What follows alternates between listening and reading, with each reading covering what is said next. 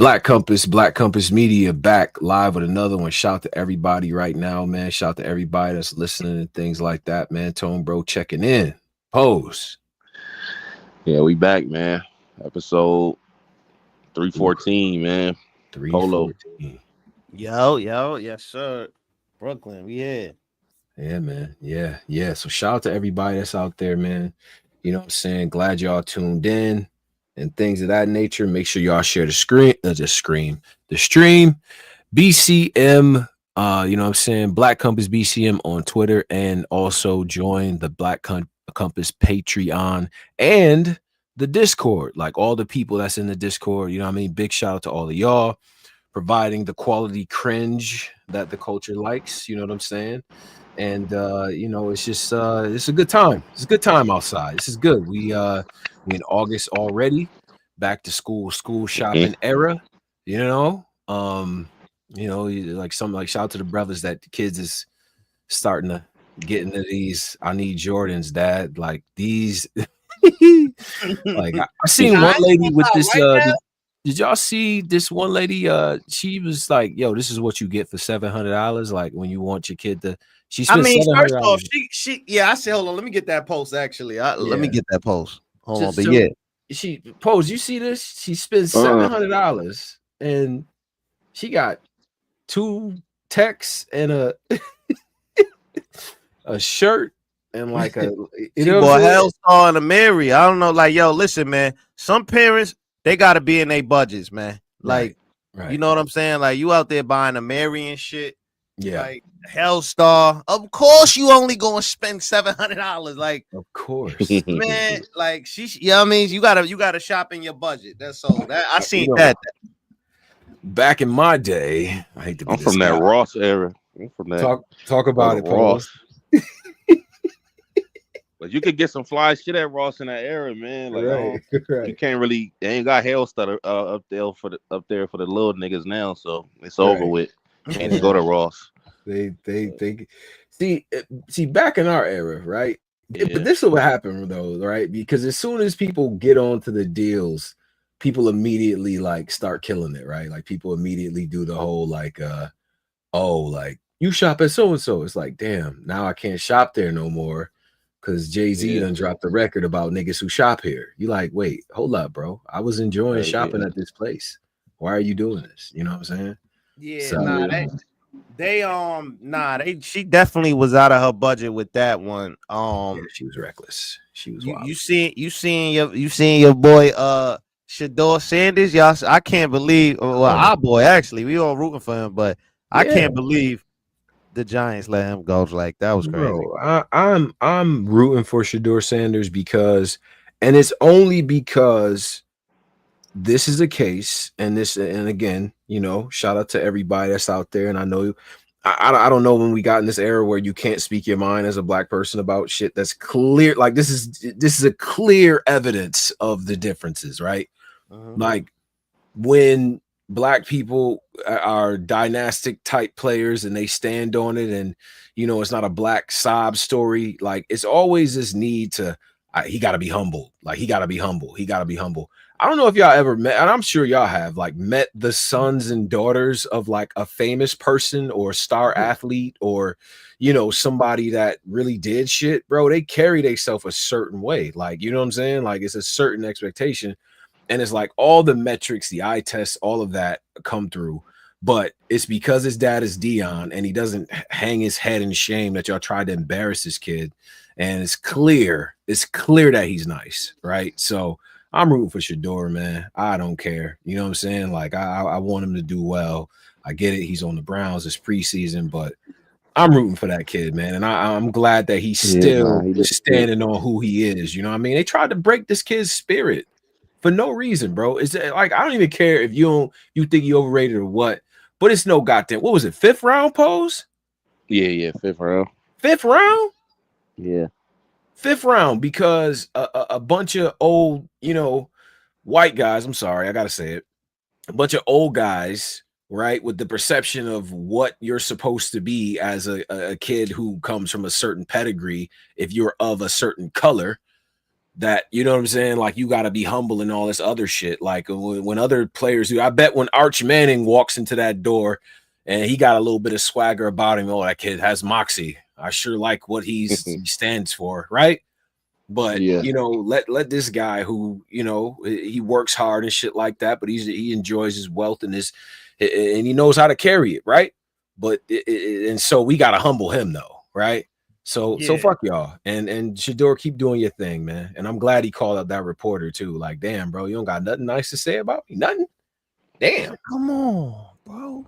Yeah, like what I do, like, you know, Tony. Nah, but realistically, and I know you seen them Giants too. We ain't about to just skip past that. I know you seen them Giants put belt the ass on them boys. This about to be, yo, first and foremost, I almost shed a tear not watching Daniel Jones and the Giants. I swear to God, on everything I love, I almost shed a tear. I'm like, this is what it feel like? Yeah, like we ain't got a stupid quarterback. Like, yes. Shout out to the Colts, right? And I think homeboy messed his foot. You know what? I'm gonna give. He got his head knocked off. Them niggas tried to kill him. Yeah, they trying to. I knew it was gonna be bad because like this summer he dropped like a song. He did like a freestyle, talk about, you know, block with niggas and all this, right? Pose like he was. Yeah, he cut his hair. He tried to do a new rollout. Actually, he tried to do I'm getting my life together rollout. Actually. Oh, he tried to do that. Yeah. Okay. Cut his hair, and he was trying to, you know, compete for QB1, but you know, got his head knocked off, so that's over with. They go with Daniel Jones.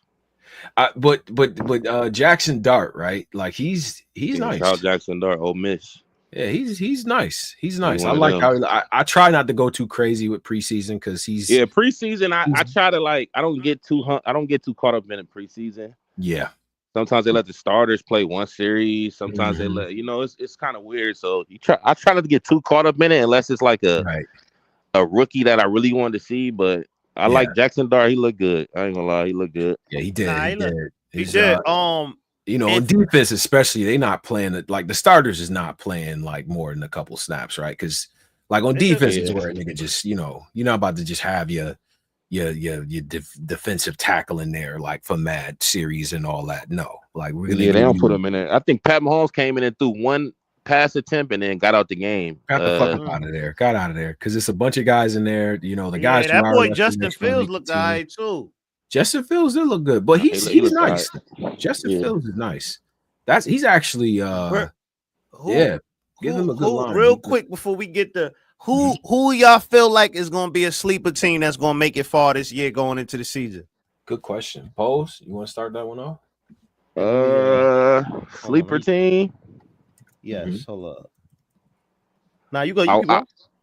I wanted it to be the Raiders, but I gotta see more niggas. Bro. I can't give you that until week 3.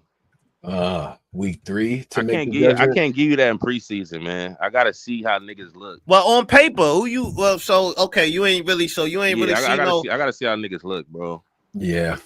I ain't gonna lie, Falcons came back nice. Them boys came back nice. They got a nice little team, but Atlanta, after that choke job they did versus Tom Brady, like I would never trust. Like them niggas can make it to the end zone. Like them niggas can make it to the Super Bowl. Last drive on it, like I ain't just trusting them. Like they lost my trust forever. Right. Fuck with the Falcons. B. John, what they got? They got some niggas though. They got some niggas. I like the Falcons as a sleeper. I definitely like the Falcons as a sleeper. The Giants and the Browns. I love this right here. This is actually my no. Ooh, this one right here. Giants, Browns, Falcons. With the exception of the Falcons, I do like the Giants and the Browns. Quiet as kept, man. It's like even I know Caleb Williams gets a lot of slack, but you got the Bears gonna be something. You got the new head coach out there, stronger defense. You know what I'm saying? I think they could they could be interesting. The Cardinals could be interesting as well. You know what I'm saying? Harrison Jr., you know what I mean, James Conner and shit like that. And then Kyler actually had a pretty decent season last year too. You know what I'm saying? So, and then the Jets, like we said, I mean, you know, that to me, the problem was never like, I felt like they had talent last year. And I feel like once they saw that it was gonna go how it was gonna go, like, bro, players is not about to, like, the NFL is one of them, you know how the season work, right? It's only a finite amount of games. And then when you get so far in the hole and you with a quarterback who's probably not gonna be there next year, niggas is just collecting the check. You feel what I'm saying? Like, they not, you know, Aaron Rodgers, he got that LeBron brain. Like, he the coach and a player. Like, right. So he was out there getting niggas fired, all type of shit. So they had to get rid of AR, man. They had to get him out of there. And I'm rooting for Aaron Glenn as well. You know what I'm saying? And I just, you know, listen, I just feel like, you know, you could see something. You could see something from them. My man Pete Carroll had me fooled, though. That boy, did you see that Raiders coat? Boy, that shit.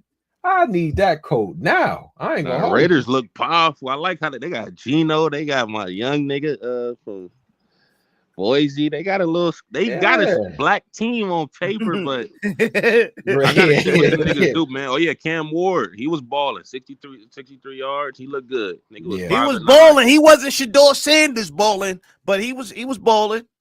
Yeah, the Raiders got that cold. He only played one series. He didn't play the whole game. Tight end like that. What was it, Brock? He only played like what one quarter? One series. I don't even think he played a quarter. He just played a series and got out. Oh, okay. Yeah. But see, and then Brock Bowers. Yeah, Brock Bowers. Yeah, he cold. And Georgia. See, and this is why I said, oh yeah, that nigga been cold for a little minute. And the reason why I said like the Bears, right? Because in my opinion, like that, the NFC North, right? Smoke and mirrors, bro. Smoke and fucking mirrors, in my opinion, right? Remember them records that they was going crazy. Like everybody had was 13 games, 12 games, like, you know, all of that. That was smoking because they got to the playoffs and it was nasty. It got very nasty very quickly for them. I feel like it, and that, you know what I'm saying? I feel like you know, the Bears made some good strides to get better. So, you know, man, football is the best season. It's gonna be one of them, man. College and NFL. It's gonna be interesting. Football is the best season of any season because every single game matters. There's a lot of things that could happen. Teams can get hot, teams get cold, all types of shit. So bro. I'm looking for it, man. You know what I'm saying? All right. So that's that on that. Now it's right time to get to some things, you know what I'm saying? We could talk about some things because this was a interesting couple of weekends for battle rap, in my opinion, right? And it's only because I think that a lot of what we saw surpassed expectations, especially this past weekend. I kind of feel like that. I do feel like there is a momentum shift that's taking place just a little bit in the culture. I'm not ready to stamp it right now, but I'm seeing things that I really, really like from the culture as of lately, right? And we can get into those things because hold on, let me what now? Hold on. What subject you wanted to do you want to talk about the Kshine Shotty joint real quick? Talk about Kshine Shotty event. Yeah, I mean that's I've seen that event. So okay. Yeah, let's get into Kshine Shotty horror. We could get into that and then we go from there. Right. I just want to start off by saying Avito. Let me talk to you real quick, brother. Avito. Shout out to Avo, man, because he's the best cinematographer in the game. Him and JB, personal favorites. Twiz all time. Shout out to Twiz, Canova. You know I fuck with y'all, but Avo's the man, right? Avo, the shooting is great. The filming is perfect. You did some interesting things with some zoom ins and things like that, and I enjoyed that. But he did the K, right? No. I'm segueing to that.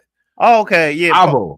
You have to get a new playlist because Kshine, whoever was doing that stream, was going ham. Between them and whoever did the public, what was it? What was the influence, John? Like the Battle League and all that.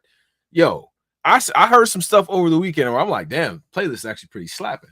So they on your heels with that, Avo, during the streams and all that. So I just want to say that. So, all right. Let's get to Kshine's event. Let's hold on. Let me add let's get to Shine's event.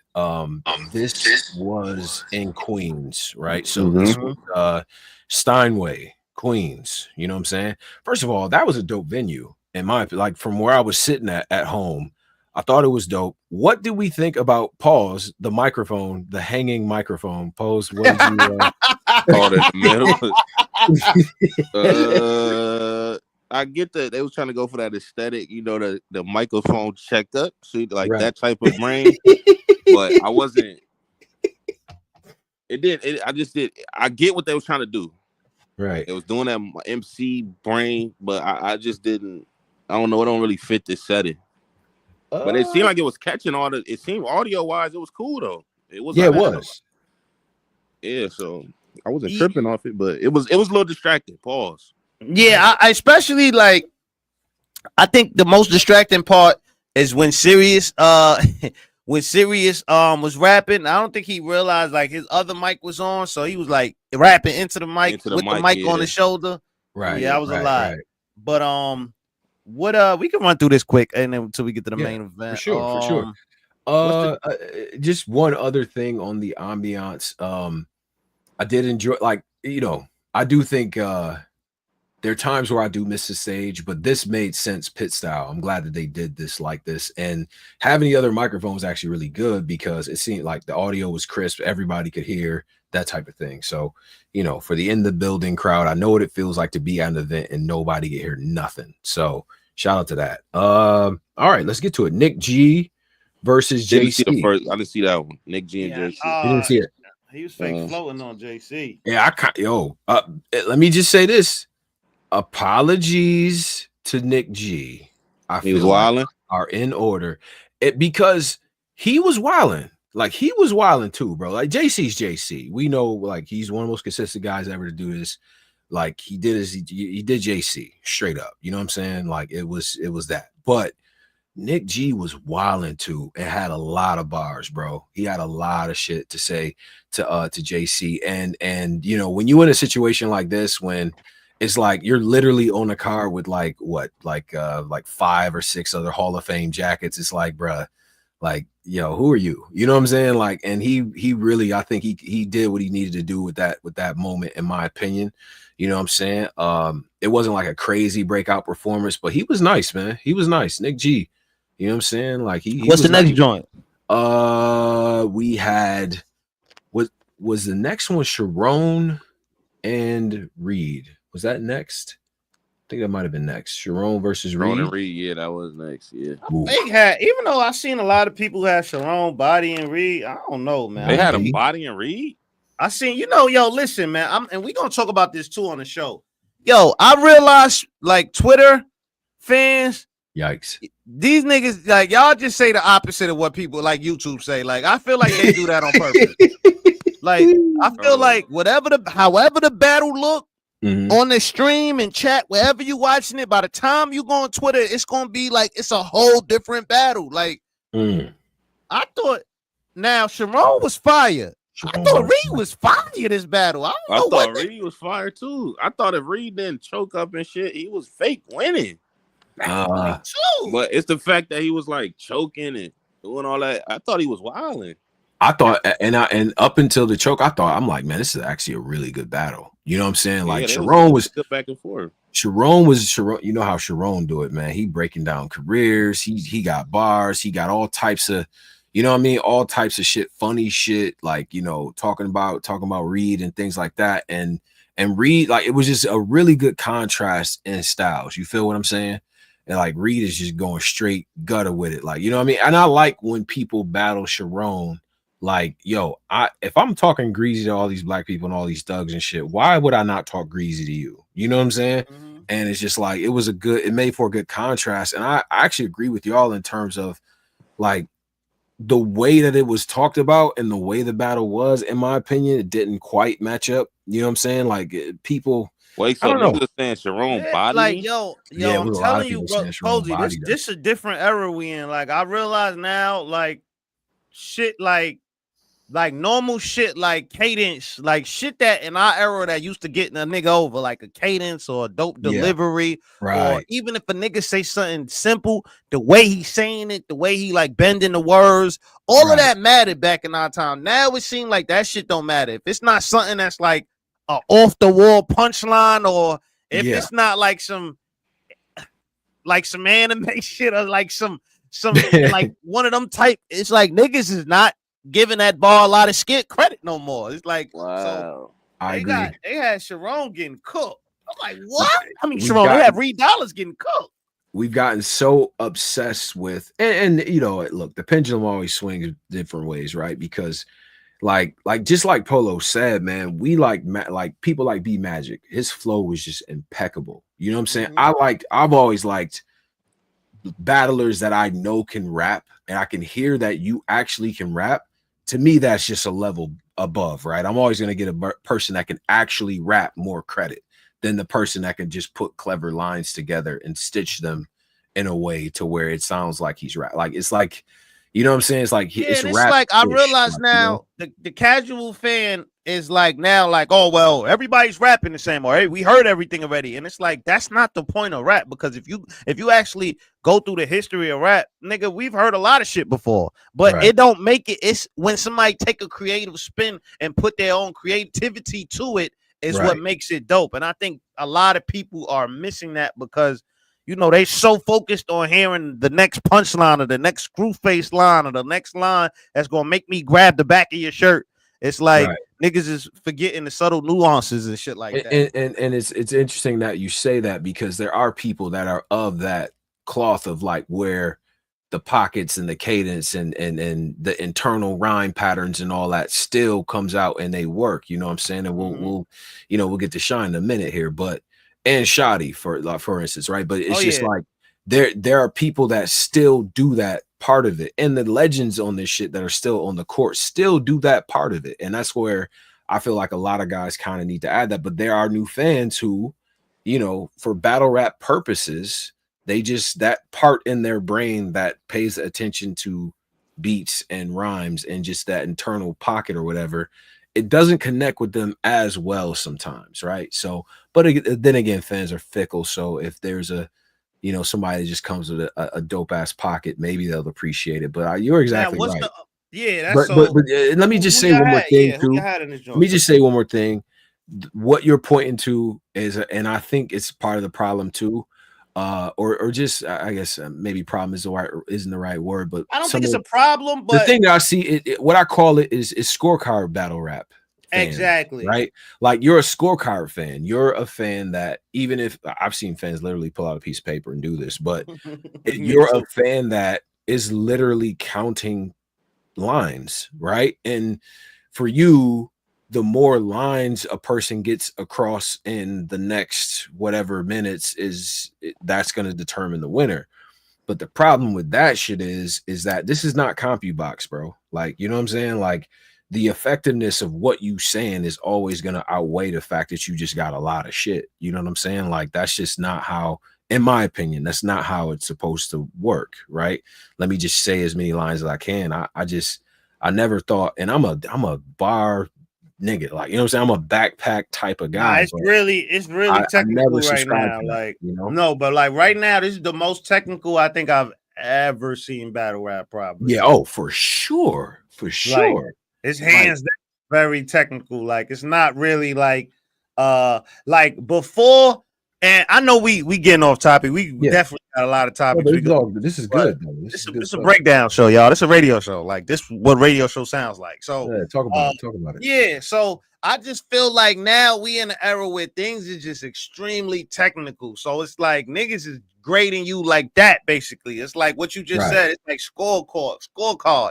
When like our era of shit, man, was never like that. Like, yeah, nigga, you had your scorecard, niggas, your Chilla Jones, your JCs, your Danger Zones, Tyler. Like, you had your scorecard, niggas, but it wasn't a scorecard for every battle. Like, some battles had that feel. Like, you know what's up. Now it ain't really. Because I would love to transport some of y'all to back in them classic battle days if I had a time machine for you and your scorecard to go watch Hitman, and he go, I was just saying, nigga, saying what? And for y'all to go back and be like, man, I mean, I get what he was trying to do, but that wasn't really no bars. That wasn't like, really a bar, though, like, because he not really, like, where's the metaphor? And like, what metaphor? Did you hear what this nigga just said to him? Like, whatever. Only time niggas bought the scorecards out if it's a close, like, nigga, it's hard to judge this battle. Like, all right, We gotta exactly. Like niggas only bought the scorecards out for them hard, super like we all arguing battles. Like, all right, let's start being petty. Yeah. And say what ain't even a bar. But besides that, niggas wouldn't even, bro, we wouldn't even dare bring the scorecard. That was just for close battles, man. Right. Now niggas doing it for every battle. That's crazy. What? So look, and that's the thing. When you bring the scorecard out for every battle, you're gonna think niggas is ass. Like, because there it is right there, Polo. There it is. There's no way around that. When you when you bring the scorecard and you start grading niggas to the personal scale that you have set for them, they're not gonna meet up to that unless they going crazy. And it's like you gonna ruin it. Thinking like that just ruins the battle. Like, and some of my favorite lines are because the person said it the way that they said it, and nobody else could have said it in this way. People like Calico, people like Big T, you know what I'm saying? Like people like Surf or Young Ill, where it's like they saying some shit that, okay, I could give you their whole rhyme book, but you're not gonna be able to do that like they just did. You know what I'm saying? Like that's part of the shit too, right? It's what you saying and how you say it, in my opinion, you know? So yeah, anyway. But that was a much needed aside to that. So Sharon, I got Sharon winning the battle for sure. Straight up, you know what I'm saying? Sharon put out another really good performance. I mean, he's probably one of the most reliable people, and like this reliability thing, I think is an important thing in battle rap right now, especially with the veterans. He's one of the most reliable battlers in battle rap, period. And he has been over the last decade at least, right? So I thought Sharon won the battle. Wasn't mad at Reed until the third round, and I'm like, fuck, I really wish he would have been able to get his work done. So that's what I scored that battle. What did y'all have? Big T. Oh, my fault, Pose. Go ahead. My fault. That's Sharon when it's just because Reed choked. Yeah, Reed choked. Yeah.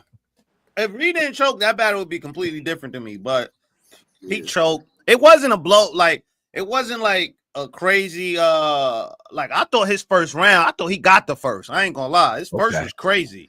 Okay, I respect that. He was wilding. He was in that Rambo bag. I think I had posted a clip of that too. Yeah.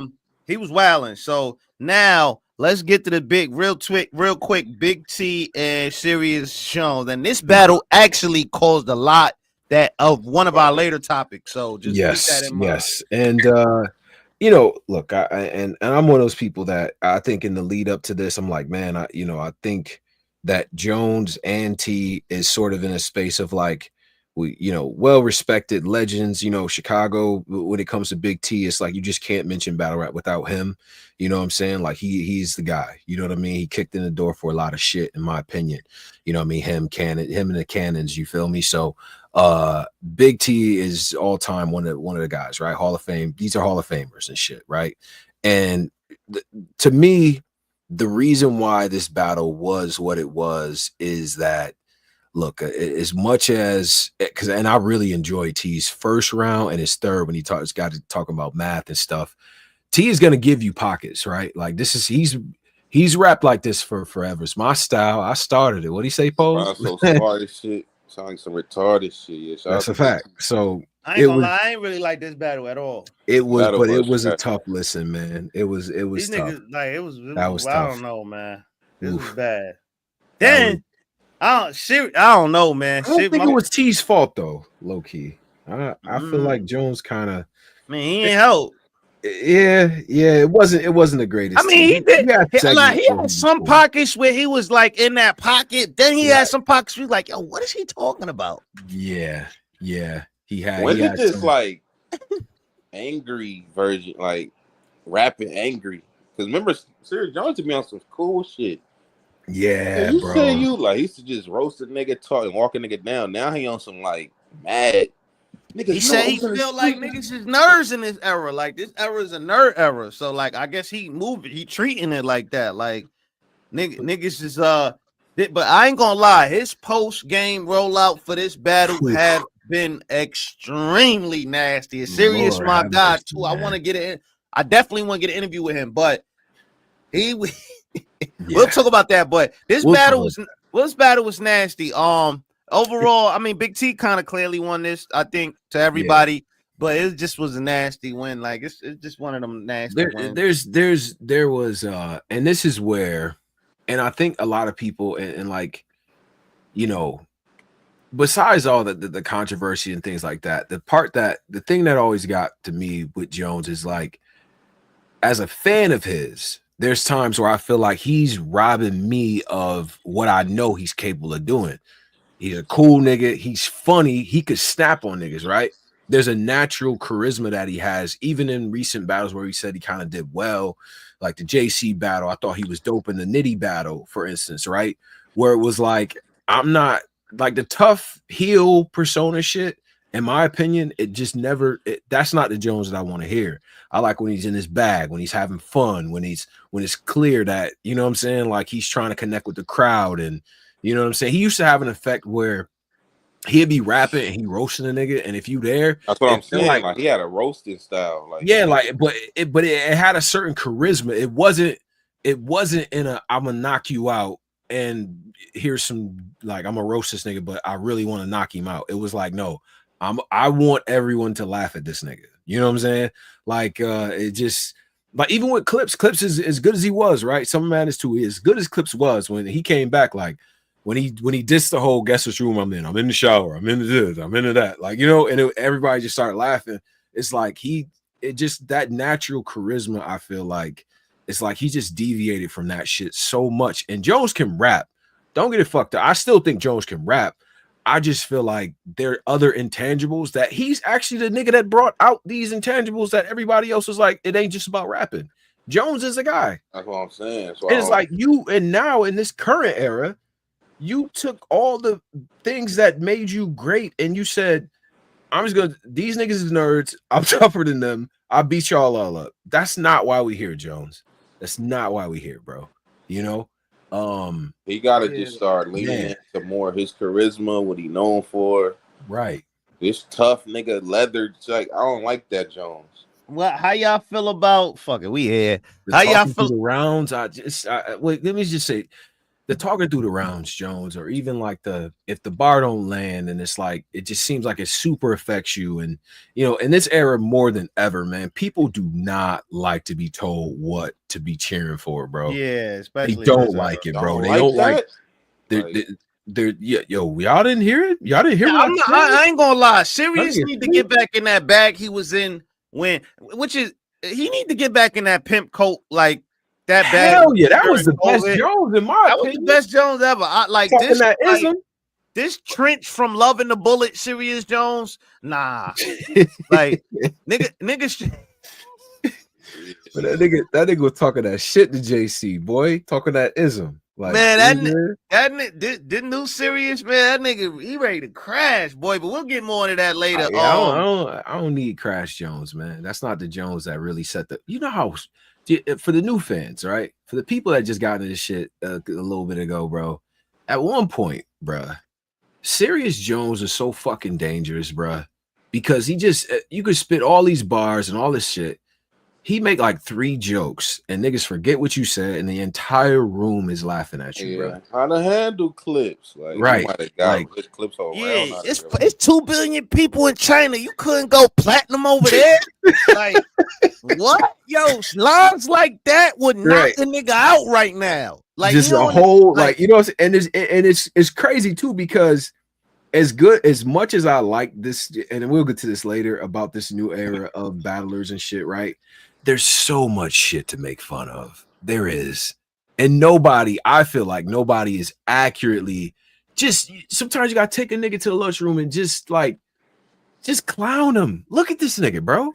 Like, and I know you got jokes, but you're trying to prove that you're as elite of a quote writer and lyricist as some of these other guys, and that's not, you know, to me, battle rap is about more than that. And sometimes you just gotta snap on a nigga, bro.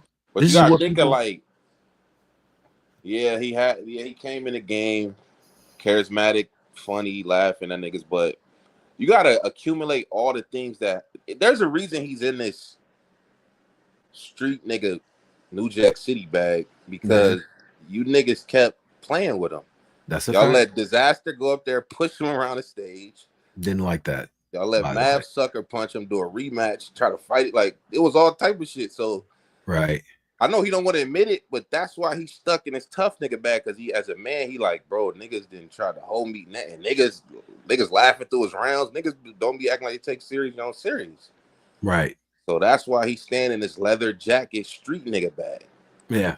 But we don't like you. We don't really like. I don't like him in this bag, man. I don't like it either. And if Jones does listen to this or he hears it, it's like, I know at events when people see, yo, Serious Jones, what up? Nobody's bringing up like the past transgressions or whatever the fuck. Like people are excited to see you, and then you get up there, and you get fucking, you just get mad.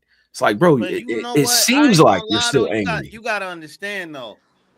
Like all this is easy to say, but he kind of got hit on camera. Like, you know what I'm saying? Like that shit a little different. Like, you know what I mean? That's what I'm saying. That's why he can't. Like that shit is permanently there. It ain't nothing you can do to push it. Even though him and Math done had wild like altercations after them niggas that seen each other in the club outside. They done got into it. I done heard this personally outside. You know what I mean? Like, so they have gotten into some shit before. So it's like, even though it's just like, I just feel like that's flat. Like, you can't live it down because every time he get into a face off with a nigga or anything. I just seen him on Angry Fan Live like 3 weeks ago. Going back and forth with Harlem Legend. The first bar Harlem Legend said, niggas be smacking it. Him and Caps doing a tag team on Serious Jones. Niggas went upside your head. Niggas violated him immediately. It's like, bro, he can't live that. Like, that's a shitty situation. That shit is it's forever. So it's like, he got to stay in his bag. Like, you can't. The worst thing you could do, in my opinion, is let people define you by a moment that. Okay, it might be your worst moment, but bro, you wasn't even paying attention. Like, who the fuck knew that was gonna happen? You know what I'm saying? That could be, you put yourself in that situation, bro. Like, you're not even expecting them to steal off on you like that. You know what I'm saying? Like, it is what it is, but there's so much more that you brought to this shit. You know what I'm saying? People think about you as a legend. There's so much other shit that could be incorporated. It's like, man, you kind of, you know, and even if he says it's not bothering him, it's very apparent. Man, he's human, man. That should have bothered anybody. Yeah, like, for sure. It's just that it's how you deal with certain stuff. Like, you know, internet L's could be, you know, whatever. It's there, but it's just how you deal with it after. It's like if you change your whole persona after an internet quote unquote L, which is it might not be like, yo, a nigga getting sucker punched and knocked out. Math is a big dude. Like, Math ain't little. Seriously. So a nigga Math hit you unexpectedly, he's gonna knock out most people. Like, or most people is gonna be dazzled or dazed a little bit, whatever the case might be. But it's just afterwards, years later, and then, you know, getting mad at people making fun of you, and then you going into this super tough. I don't think. Yeah. So that was the part, but then again, it's like, you know, does he have a point though? Because, you know, and we can get to the that's a good example. I ain't gonna lie. Making moves major. This is a good example. He said Snake Eyes had multiple situations and still talking shit, and that's a fact. Like, he ain't let them shits define him. He ain't let whatever y'all feel like he still stay himself. So, and that's be the main thing. You got to kind of stay yourself through shit no matter what. And that was a conversation, because me being a part of that whole thing, it was like, that was never a consideration that he was going to stop being himself and he was going to let that dim his light and who he was. And I think at the end of the day, looking now, years later, after whatever situations, I think there's fans now that just super respect him, because they like, bro, regardless of what niggas say, regardless of how people feel or whatever situations, he always stood on his square, and he gonna be him. He's gonna deliver what people like him for, regardless. You know what I'm saying? And that, to me, that's laudable. You know, now from the outside looking in, it's like, maybe it's easy to say when it's not you, but seeing that shit up close and seeing him do that, I mean, I tip my hat to him, because a lot of people would, you know, they feel like they gotta overcompensate in situations like that. So that was actually really good contrast in what that was. Yeah, that was actually a good. Well, we'll get more on the serious after this, because he did something else that everybody's going crazy about right now. But you want to talk about it now? Should we talk about that? Because does he have a point though? Because, like, you know, now, yeah, we can talk about it now. I guess we can talk about it, because we got one battle left, and that's the main joint. But maybe we could, because Jones is kind of, Now did y'all his post game? So he did this live, right? In this live right here. I put the post up because I'm not playing the video, but in this live, he basically was responding to a comment of somebody saying, "Why Rex? What's the issue?" Basically with him and Rex. And he kind of went into like, "Yo, he be hating on me." He was making faces. I guess during the Big T battle, him and Rex got into an argument or something. Yeah, Rex had said time during his round after T had rapped for a while, and he felt like that was a lot. And then he felt like he kind of was hating on him, like making faces and whatever. And obviously, if you're a battler and you're having a bad night, the worst thing that can happen is look over and maybe one of the hosts or like your colleagues is kind of like, look, this shit not it. You know what I'm saying? Like, so I think he felt like that was a level of sabotage. You know what I'm saying? So okay, so now fast forward, he's on this live. Now this live, somebody, it's funny, salute, man. Niggas be working, man. I gotta salute people, man. Niggas be working. Sure. This was actually sent to me. They like, yo, because he apparently he's been. I didn't even know Serious been going live every day. Like he'll go live. Numbers too. Yeah, he be doing numbers. He be going to the hood now. He be doing numbers. He be going to the hood, all type of shit. So somebody sent me a piece of the live, and then in this live, he was responding to a fan. He was talking about Rex, and he like, man, karma already hit Rex. Like, and he started obviously imitating how he was on stage with the GEECHI battle, and he's like making fun of him. He went off like it was like at least a minute solid of him just making fun of Rex, like shaking, falling on the couch. Did you see that post? No, I seen it. I seen it. How y'all feel about it? It was out of pocket. It was out of pocket, but that was there's no other way to say it, right? Like that was out of pocket, bro. And I, as a person that was there when that happened, bro, I ain't gonna lie, I'm never gonna I can't. That. Yeah, I feel like that situation right there for about an hour, and even on the drive home and talking to people that I was talking to, bro, like we didn't know what was gonna happen with him, and that affected a lot of people in that building. And that was something in battle rap that, that if that would have went the other way, God forbid, then we're talking about something that, and I don't even want to say it, right? So that was too far. That was too far. Yeah, I just feel like, certain I don't know, man. I just feel like even regardless of disrespect, it's still a level of a class I think somebody should have, like regardless of Rex, all he did was talk. All right, he talked through your battles, he made some faces, he laughed through your battle. That's cool, but he ain't like make fun of you. He ain't never really make fun of you. You know what I mean? I ain't never really see Rex make fun of. I ain't see none of them really make fun of him after that whole situation, like drag it on for years later, like still to this day. Like, yeah, of course they made, of course, huh? Especially outside of a battle. I've never. That's what I'm saying. Like, I feel like, in the beginning when it happened, everybody was poking at him. But years later, like now, I feel like people kind of whatever. Like you said, it only comes up in like arguments. But I just feel like making fun of somebody almost like dying. Nah, man. Yeah. Nah, that was so that was too much of a situation. I just think it's too soon. Somebody gonna bring that up in the battle on Rex. For sure. For sure. GEECHI bring that up. But in the context of a battle is one thing, but then it's like outside is that's kind of crazy. It's a little bit much. And then I feel like his point about why he was upset, to me, in my opinion, was valid. I ain't even gonna lie. Like, just putting myself in his shoes, I'm already not having the greatest night out here. You know what I'm saying? They not really fucking with me. But then I look over and the guy that's hosting, fellow legend, Hall of Famer, is visibly not fucking with me. And the part that got me was like he did do the time shit in the middle of the round, and that is fucked up, right? So I do kind of feel like that was that was valid for him to have that type of like, bro, I didn't. Wait, so you saying it was valid for him to go crazy on him? Like, no. I think it was valid for him to be upset and express that, but he could have expressed that without doing that part of it. Like, he didn't have to make fun of, you know, the man almost. Yeah, but I mean, I'm gonna be honest with you. That was crazy. But yo, Rex wasn't the only nigga not feeling his shit though. It's a fact though. Pause. Like Rex was pause. Rex wasn't the only nigga in the building making faces and shit. Like it was a lot of like niggas. Come on. First off, like I don't think he was aware that when he was rapping into a prop mic that was on and a real mic. Like it was two mics at the same time. Pause.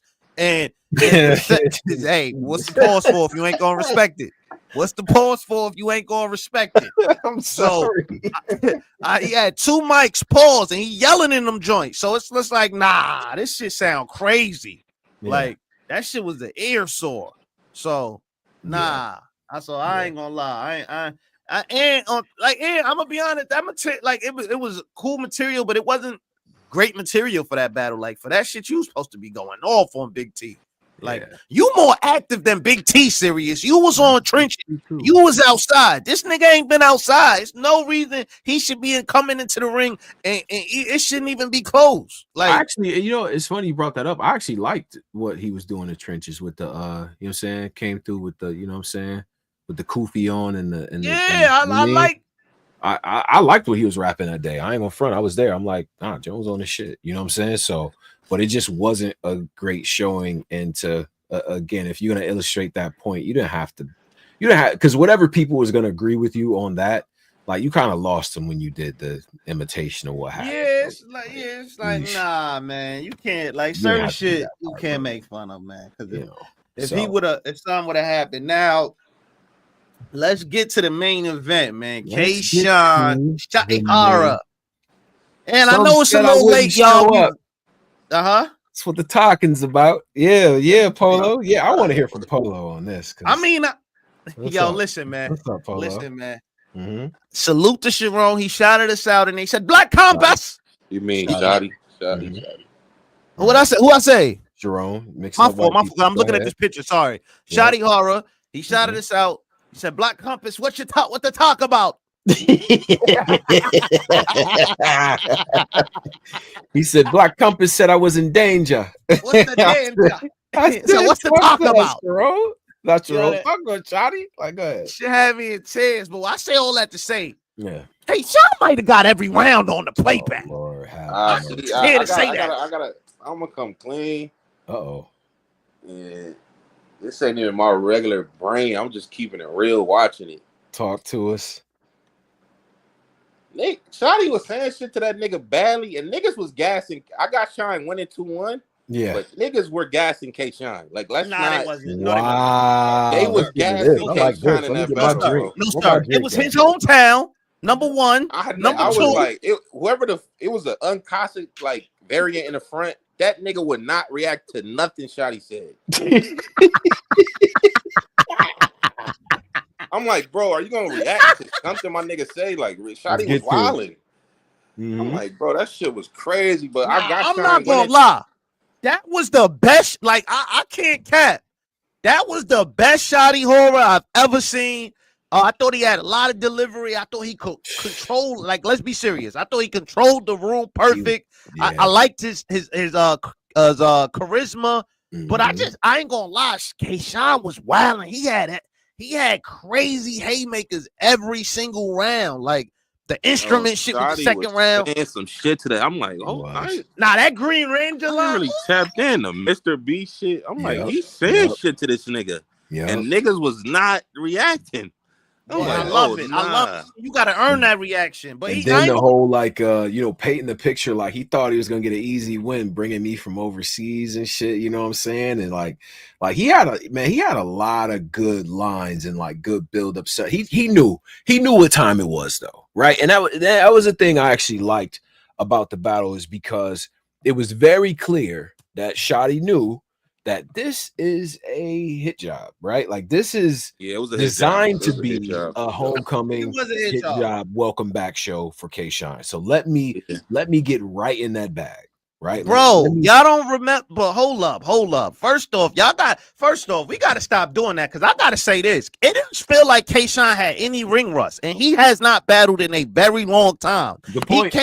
He was in that motherfucker. He had like that. Kshine, I see a lot of people giving Shotty Horrah credit, which is deserved, but I think they both did really good. Like I thought Kshine, like for him to not have no ring rust is crazy. When in the era where when a nigga come back, something is off about him. He always need a battle to warm up or get back to shape. Like this nigga was in shape off rip.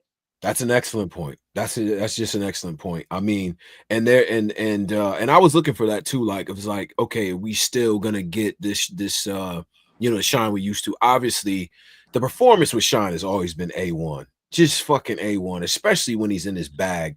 And there are times in there, right? And this is going back to what we were saying about the pockets. There was a little segment in that bitch where he's rapping like he's on cadence time. You feel what I'm saying? And it's just a nice Harlem pocket that he's just hitting Shotty with, and it's dope. Right before you get back into the round, you know, the standard battle rap ish format. It's like, no, I mean, take some time, deviate, and just give y'all a pocket real quick. And I thought that was dope too. I really, really fucked with this battle, bro. To me, it comes down to the third personally. I had it. I mean, Shine came out vintage in the first, straight up.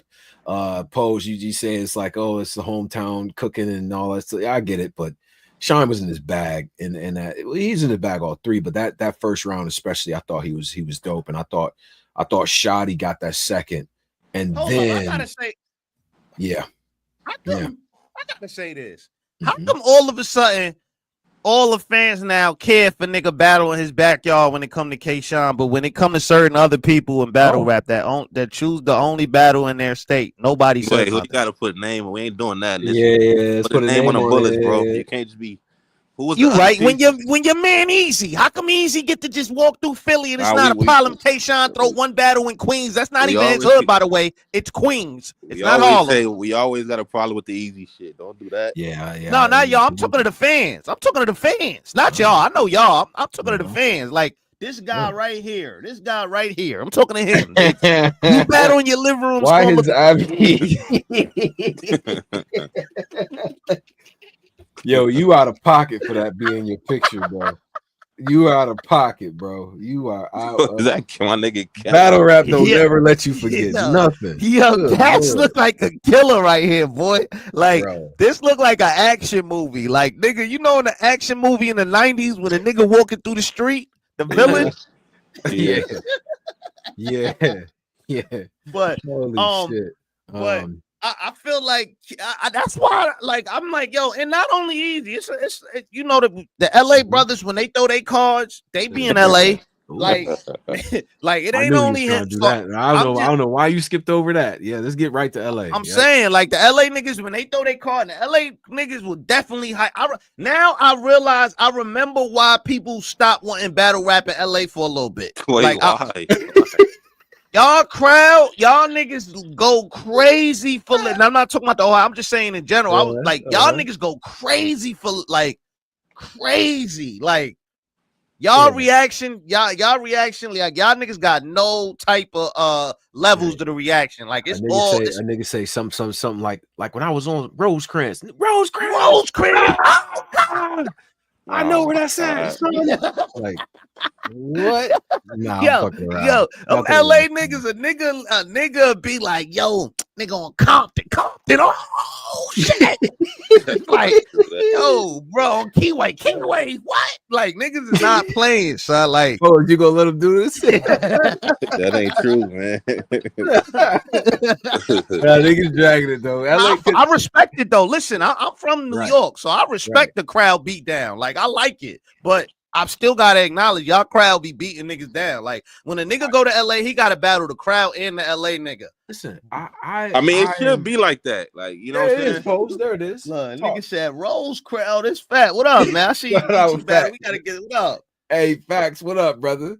Yeah, he said Rose crowd is not it's Rose fans, nigga. Rose fans, man. Shout out to Rose fans, man. Shout out to Compton, man. Right. Compton, it should be like that, but you gotta at least spread the floor, man. Let my nigga Shotty get some react. Like niggas with stone face on Shotty, bro. I agree. There was a segment though, especially in that second, where they like, oh nah, this nigga actually nice, y'all. Because you know what did it, and I respect Shine for this. is that he didn't go crazy, but he subtly just gave Shotty a dap, like, oh nah, you came to rap, okay. And the crowd was kind of like, wait a minute, this nigga nice though. Like, let's, you know what I mean? But I get it. Nah, once he said that green, once he said that Green Ranger line, he won the crowd. Yeah, it got crazy. It got crazy. Like, I ain't gonna lie. But see, I'm with Posey on the home game shit. I am. I do feel like home games, especially when it's one of them guys from out there. I like the idea of you going to that territory. I'm not saying that they don't gotta clap for you at all, or the crowd just gotta just be, you know, quiet while you rapping and not give you nothing. But I do feel like there should be a certain element of pressure when you step out there. Remember Rex versus Young Ill. Best example. Heart of St. Louis, nigga. Cardinal caps everywhere. St. Louis niggas don't wear shit but St. Louis gear. So they all cardinal capped out. And it took Rex. Rex did this shit so well because he set it up very well before he got reaction. It took some time. You know what I'm saying? Like we ain't fly here. And it took time for niggas to start to, and then that's when he said, nigga, I'm good as long as it's real niggas in the building. It was just perfectly set up, right? Like, I do feel like you should earn it on the road. And also, just to what we said about the Rosecrans shit, I like when niggas incorporate their regional shit. You know what I'm saying? Like, take that nigga up to the to you know what I'm saying, to the 70s, and let's see what happened. Like, whatever. Like, you know what I'm saying? Like, whatever. Like, I feel like the regional shit does work. You feel me? But it made for a good battle because Shotty wasn't a hoe about it. Like, he know where he at. You know what I'm saying? So it's like, this is a really fucking good battle. Straight up, bro. I like this battle. I like this battle. Really, really good, bro. They did that. You know what I'm saying? That nigga Shotty was cooking. And I've seen a lot of the I gotta get to the other sub narrative with this, right? Did Kshine do something to the other battlers? So he dissed T-Top League. So that's why, you know, T-Top smart too, man. We talk about that on Patreon. Conspiracy hat on right now. Yeah, he dissed T-Top, remember? So when he said the URL versus UK, they copying me, like, he wasn't only talking about URL. I forgot T-Top actually had a well, I didn't forget, but I'm saying T-Top, I just didn't think he was talking about T-Top, but then I realized he probably was, because they had a little back and forth about the UK joint. Yeah, UK US talks. Yeah, he like, they copying off me. So he kind of dissed them. So I mean, you know, right now T-Top feeding a lot of the fans and the culture right now. He got the Culture Fest coming up. He got a lot of dope media on there. He got the straight drop. He got a lot of cards coming up. So he's feeding a lot of pockets right now. So you know what I mean? Niggas ain't going against a nigga that's feeding a lot of pockets right now. T-Top doing this one too. I do feel like, you know, I don't like that it was an animosity type of thing, because I do feel like the gateway for, like, the prelude for US UK shit is right in the subtext, right? Because Shotty is the man out there. I'm gonna tell y'all US niggas one thing: them UK niggas is not playing with y'all. You just seen what happened when Shotty came over and shit like that, and they doing that to Shotty. Nigga, y'all about to step over there. They trying to clip some shit. But that to me does set the stage wonderfully for the UK situation. It just happened to work out like that. So to me, as the culture and nobody who has money in any one of these situations, it works out perfectly. It's a great story. Like, Shotty and Kshine battled in the US, and now it's time for the US guys to go over to the UK. That's just fire right there. You know what I'm saying? But this was the thing I wanted to get at, because immediately I felt like a lot of the rappers had Shotty winning. Like, immediately. That's why I was like, oh, they did. Hey, did Kshine piss anyone off? I'm looking up, looking at the timeline, and they all had Shotty winning, bro. All of them. It's because he dissed. I mean, he been dissing URL. And first off, let's be real, man. URL about to go to London. Everybody want to at least be a part of that or some part of that. So, no lie. You know, niggas going, you know how that shit. Come on, Tom. Yeah, no lie. Yeah. I mean, you know, that's gonna be a nice battle rap weekend. You feel what I'm saying? So I get that, but nah, it was just kind of crazy. It was interesting to me that a lot of the battlers had Shotty winning the battle over Kshine, and whereas like most of the fans that I saw had Kshine winning the battle. You know what I'm saying? And it's just like, man, that battle is gonna do some good numbers. It's a great return for Kshine. I want to see him continue to battle. I do like that he has a a situation, especially in this climate where a lot of the legendary battlers is running their own situation, and you know, maybe they send some shit over to the big leagues, or they, you know what I mean, they got new talent up there and things like that.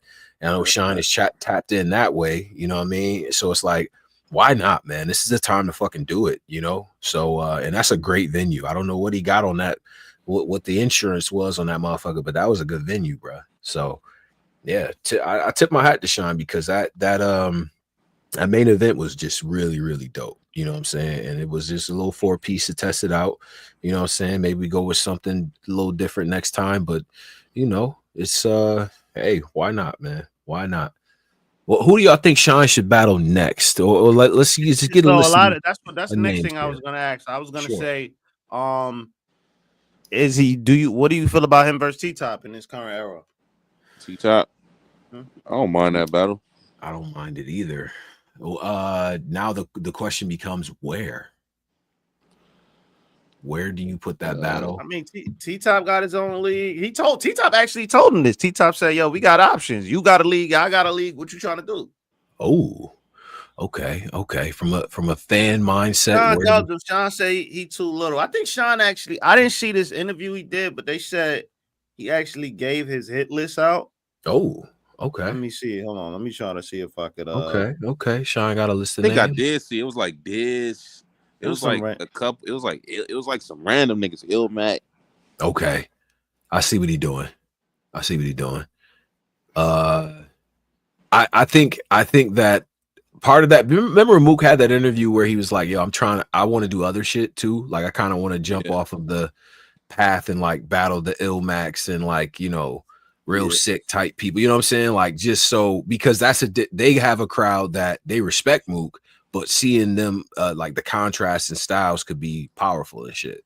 You know what I'm saying? And it's just like, let me see what that does. You feel what I'm saying? So I get that. I totally understand why Kshine would do that. I would like to see Kshine versus even TTOP, maybe Briz, New Jersey Twerk, JAKKBOY.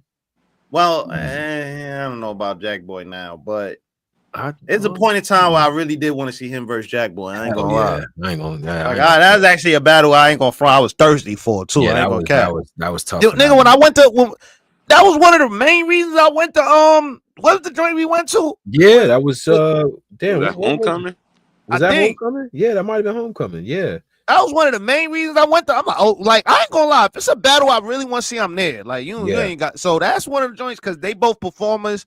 Kshine, I know how he give it up. They was gonna like that fucking building up that night. Yeah, that would have been they one were of those. Gonna like that building up. I got, you know, no doubts about it. I'm glad, you know, Jack is but you know, Kshine hit list is DAYLYT, Iron Solomon, Diz, and who was the last one I seen? DAYLYT, Iron Solomon, Diz, and who? And so he ain't say Twerk?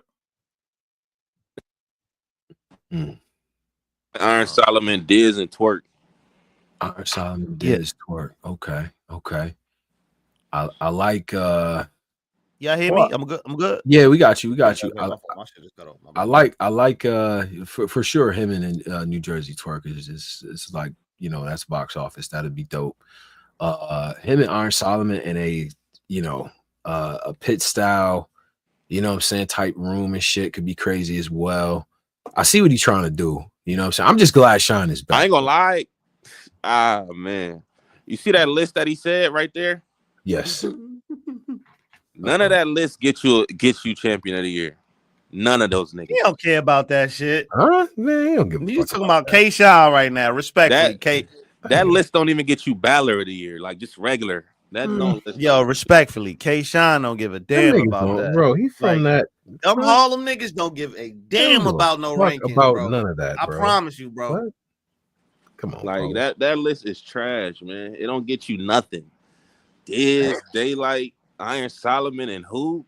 Twerk. I give him Twerk. Yeah. Wait, nah. Diz, DAYLYT on the same year get you something. Like, you're bugging. I'm done. Nigga, them niggas gonna be in the Cody office. Them, you know how? Come on, bro. You know how they gonna be in that Cody office, bro. Bro, Diz and DAYLYT don't get you. Yo, listen, DAYLYT is one of those. He has 14 million views here. He's bad. Like, nigga, you Bro, know how they do go. this J Smo voice. I'm man. saying when niggas start breaking down niggas' accolades, that shit gonna sound powerful. You know how this shit go. Come on, Posey. Bro, DAYLYT and Diz don't get you nothing.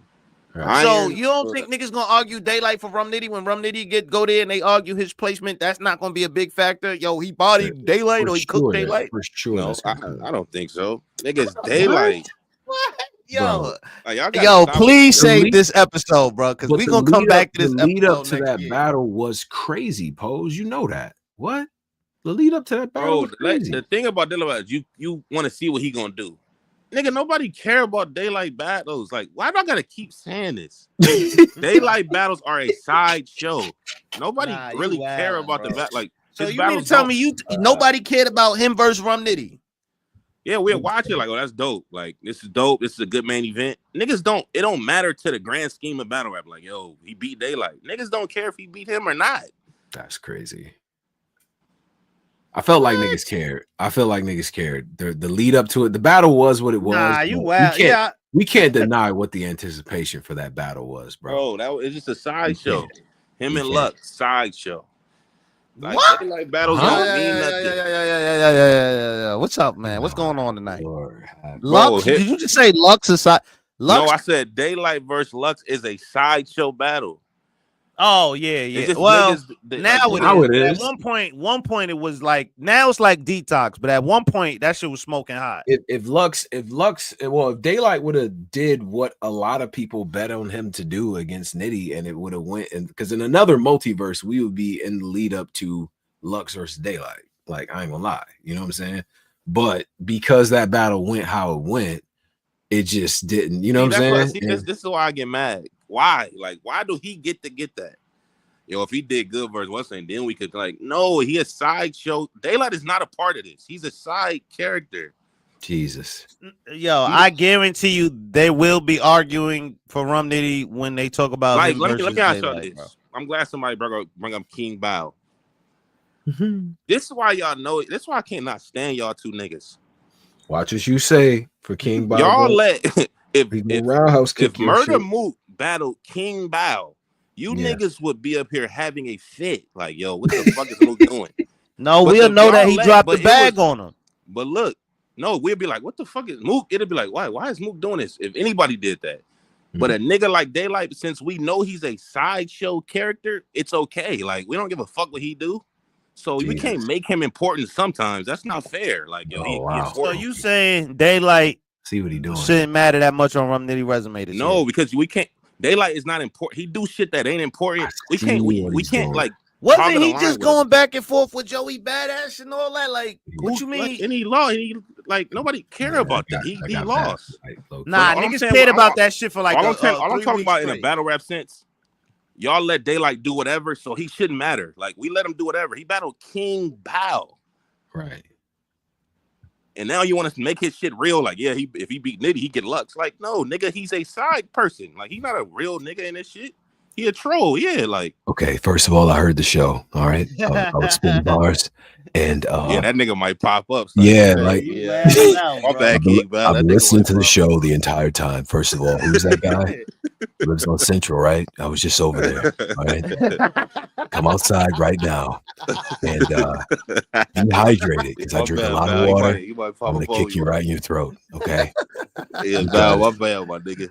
I ain't gonna lie, y'all. Understand? Battle rap low key missed King Bao, man. Y'all, he had that shit lit. When niggas was talking about squabbling, that's what niggas got. Remember, niggas was talking about squabbling. What? That was the beginning of this year. The squabbling talk went away very quickly when once King Bao got involved in all this squabble fight talk, y'all niggas got quiet. Niggas got yo, come on, man. Why you gotta bring this nigga? He's squabbling. That's what I do.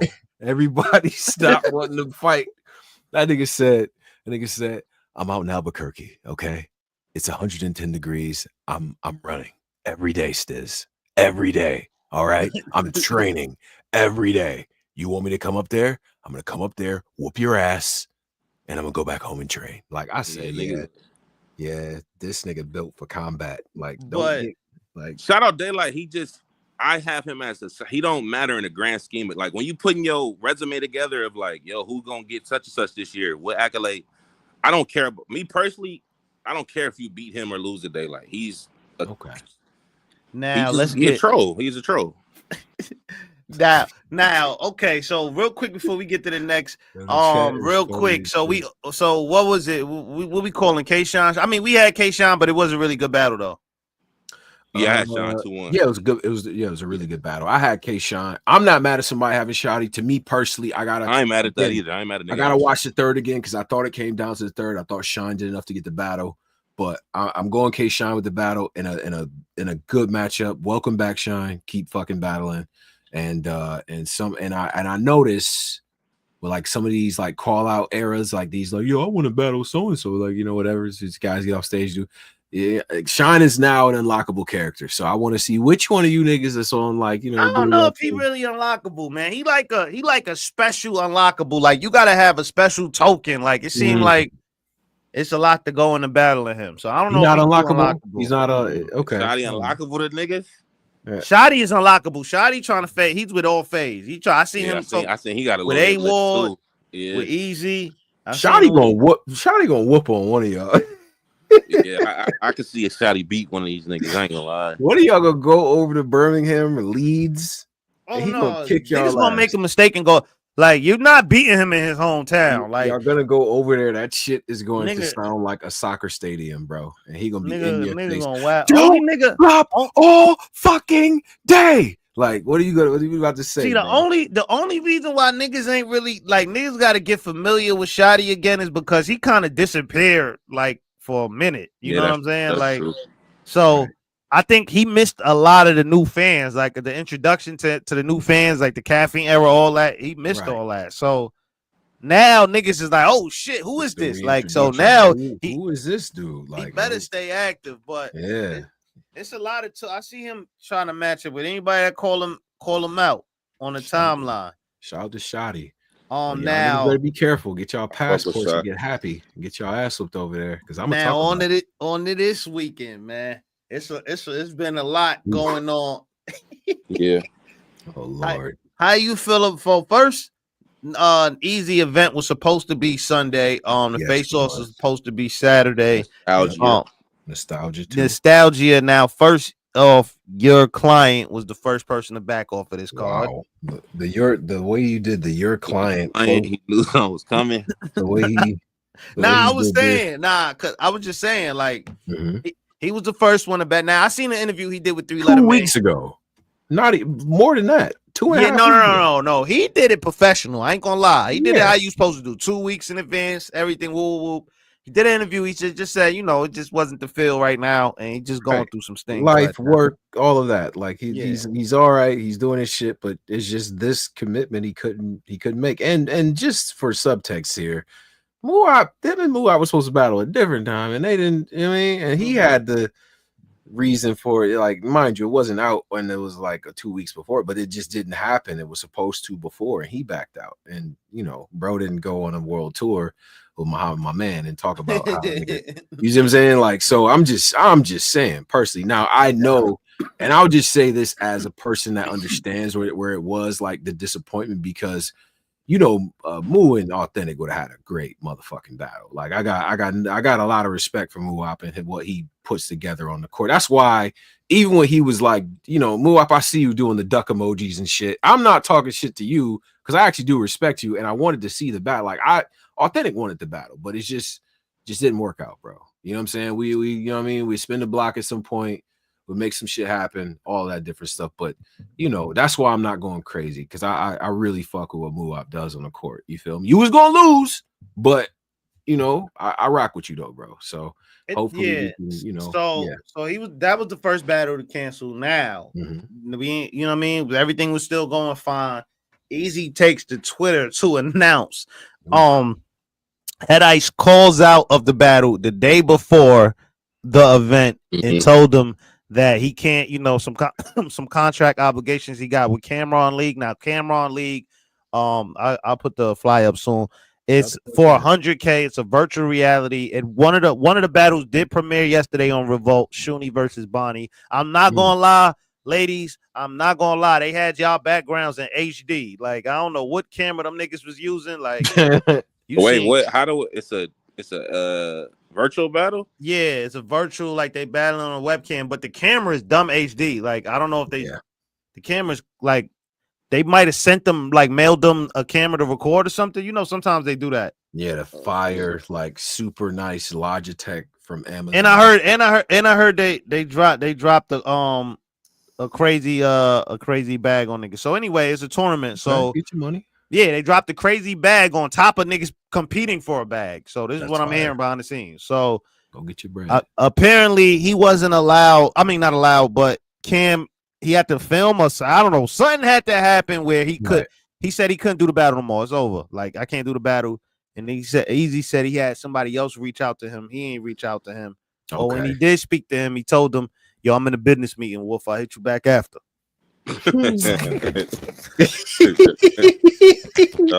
That is the most believable part of all of this. Yo, nigga said, "Yo, Wolf, I'm in the." I ain't gonna lie. Being in a business meeting the day before you got a battle is diabolical, and you called out of work, and you was the headline, and you was the main attraction, and I call you and you hit me with the Wolf. I'm in the business meeting. I'm gonna hit you back, Wolf. And it's like, what? Oh, that's crazy. Nah, Ice out of pocket, bro. So now this is where it gets crazy. Now Ice did a live. He actually took this live down, but I had to repost it. And he was driving and he did a live and he basically said, like, yo, listen, how you was saying, and I believe you, Wolfie. Like, I believe you. You saying I was the C option, you know, and that's business talk. I ain't mad. I've been in this business for a long time, but in this situation, you was my C option, and I went with the A option. Like, he like, yeah, he dropped them bombs. He like, I was a grown man, kind of like, he had one of them grown man Jones. Like, that was a little different. Like, nigga, he was driving. Damn. You know what I mean, first off, he going dumb slow on the E-way, like nigga going dumb slow. Like, so I'm like, yeah, he trying to get Wolf trying to get this correct. He on the E-way doing 10 at least. My son on the E-way doing 10. So I'm like, all right, nigga on the E-way doing 10, he got them things on him. And so he like, yo, listen, Wolf, I went, you know what I mean? I was handling business. I went with the A option. You was the C option. He said, I sent that little bread back. And he said to the real person that was putting up the money, and I sent you your little bread back, the little bit you sent. And he like, I went with the A option. So he basically called out of this card because he is in Cameron's tournament. And now, how do y'all feel about this? It was a lot of. Correct me if I'm wrong, because he's also instrumental in putting it together as well, right? Yeah, that's what I heard. Like he's So okay. Also, I forgot to put that type of context out there.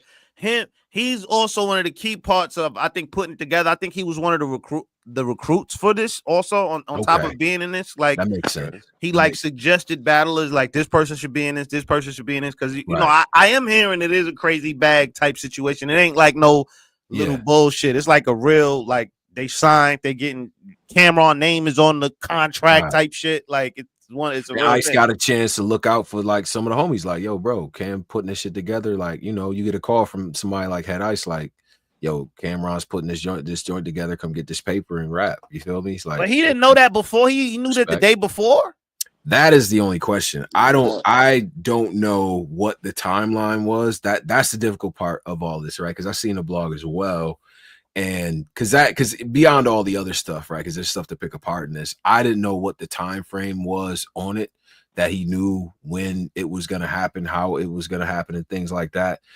The type of person that Head Ice is, I don't feel like I still don't. I give him the benefit of the doubt of saying, like, I don't think he did it purposely. Like, I don't think it was a, like, you know, y'all like to play the 007 games. Like, Beasley, come on, Tone, dropped the smoke signal and then said, Ice, don't do this, and then whatever. Like, if anything, it was more so like, yo, bro, I'm gonna do this instead of this. I don't think what I'm trying to say is, I don't think Ice could be influenced into doing something like that too easy. So you want to hear what the inner streets are saying? I could probably guess, but go ahead. I just think Cam had, you know what I mean? Pat Poose made that call. Stop playing. Oh, there's the angle. Talk to that. I me. think I got it as Ice just out of pocket, man. Like, nigga, Really? it's a virtual battle. Like, it ain't in Vegas or nothing. Like, so let's say hypothetically, and I'm not saying this is the number or anything. I'm saying let's just say hypothetically you getting 15,000 to do a 90-second round, and I'm not saying this. I'm just throwing a number out there. Like, say you getting 15,000 to do a 90-second round, and but you can't do the easy battle. Maybe the easy battle you getting way less than that. What would you feel? Wait, what would you do? Oh, good question. Did they say like you can't battle in between while you're doing a virtual? He's saying battle? that, yeah, he's trying to say that. I guess. So what Eazy was trying to say was that, yo, we'll let you come to the event, rock out. Like you could, nigga, you could have filmed the shit with like we got plenty of spaces in the venue. You could, because I guess he got to film it and send it to them. Right. But and they like, you know, you could have did it here. You know what I mean? You could have talked to me. I would have worked it out. You the main event. You could have came late. You could have did it at your hotel. Pause. Whatever the case might have been. Like he like, nigga, I work with you. Like this ain't no slave ship. Like I would have worked with you.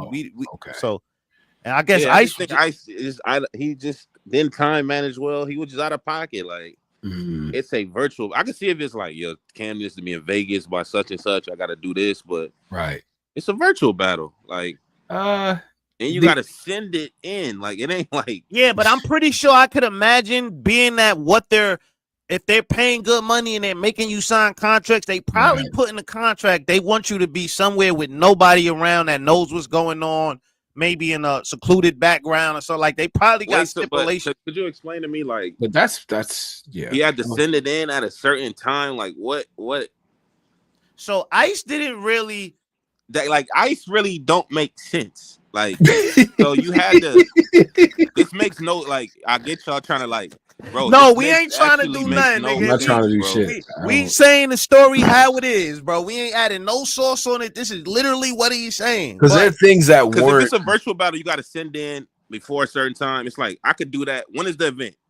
So, apparently, not only that, I think he was responsible for getting all of, like, I think the footage and stuff together, if I'm not mistaken. Wait. So Ice, he's working with them. Like he had an administrative role on top of battling with this. So what they was going, even if all right, I'm Ice.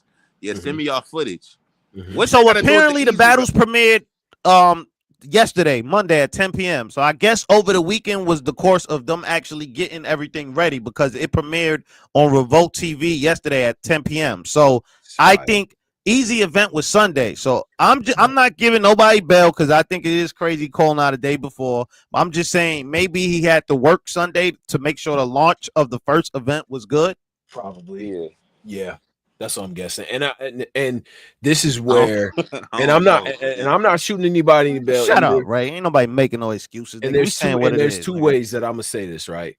Number one, I think that there's probably like the homie just said in here, like.